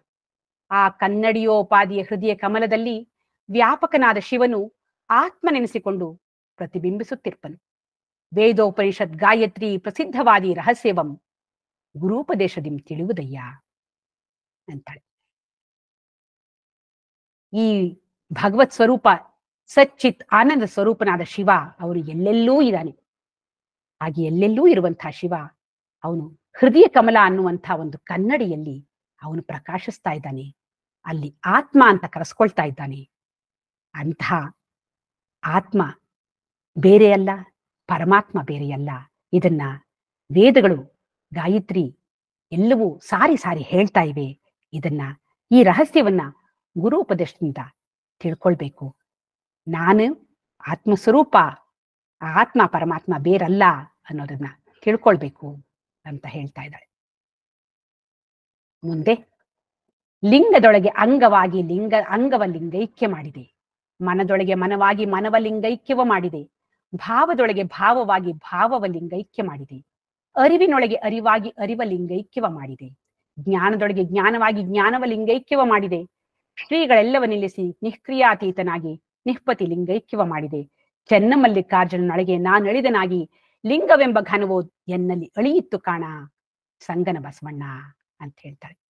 ಅಂದ್ರೆ ಮೊದಲು ಈ ಅಂಗನ ಲಿಂಗಕ್ಕೆ ಅರ್ಪಿಸ್ದೆ, ಮನಸ್ಸನ್ನ ಅರ್ಪಿಸ್ದೆ, ಭಾವನೆಯನ್ನ ಅರ್ಪಿಸ್ದೆ, ಅರಿವನ್ನ ಅರ್ಪಿಸ್ದೆ, ಜ್ಞಾನವನ್ನ ಅರ್ಪಿಸ್ದೆ, ಎಲ್ಲವನ್ನ ಅರ್ಪಿಸ್ದೆ, ನನ್ನದನ್ನೆಲ್ಲ ಅರ್ಪಿಸ್ದೆ. ಲಿಂಗ ಇತ್ತು. ಆಮೇಲೆ ಕೊನೆಗೆ ಆ ಲಿಂಗವೂ ಕೂಡ ಎನ್ನಲ್ಲಿ ಎಳೆಯಿತ್ತು. ಯಾವ ಕುರುಹು ಇಲ್ಲದ ಹಾಗೆ ನಾನು ಚೆನ್ನಮಲ್ಲಿಕಾರ್ಜುನನೊಳಗೆ ನಾನು ನಾನು ಅಂತ ಏನಿದ್ದೆ ನಾನು ಅಳಿದೆ, ಅವನಲ್ಲಿ ಸೇರ್ ಹೋಗ್ಬಿಟ್ಟೆ. ಇನ್ನು ನಾನು ಅನ್ನೋದಿಲ್ಲ, ಅವನು ಮಾತ್ರವೇ ಇದ್ದಾನೆ ಅಂತ. ಇದು ಪರಾಭಕ್ತಿ. ಭಕ್ತ ನಾನು ಭಗವಂತ ಅಂತ ಮೊದಲು ಅನ್ಕೋತಾ ಇರ್ತಾನೆ. ಆ ಭಕ್ತಿ ಉನ್ನತಕ್ಕೆ ಏರ್ದ ಹಾಗೆ ನಾನು ಇಲ್ಲ, ಭಗವಂತನೇ ಎಲ್ಲ ಅನ್ನುವ ಮಟ್ಟಕ್ಕೆ ಅವನು ಬಂದು ತಲುಪ್ತಾನೆ. ಹೇಳ್ತಾಳೆ, ಅಯ್ಯ ತನ್ನ ತಾನರಿಯಬೇಕಲ್ಲದೆ ತನ್ನಲ್ಲಿ ಅರಿವು ಸ್ವಯವಾಗಿರಲು ಅನ್ಯರಲ್ಲಿ ಕೇಳಲುಂಟೆ ಚನ್ನಮಲ್ಲಿಕಾರ್ಜುನ. ನೀನರಿವಾಗಿ ನನಗೆ ಮುಂದೋರಿದ ಕಾಣ, ನಿಮ್ಮಿಂದ ನಾನು ನಿಮ್ಮನ್ನು ಅರಿವೆನು ಅಂತ. ಮೊದಲು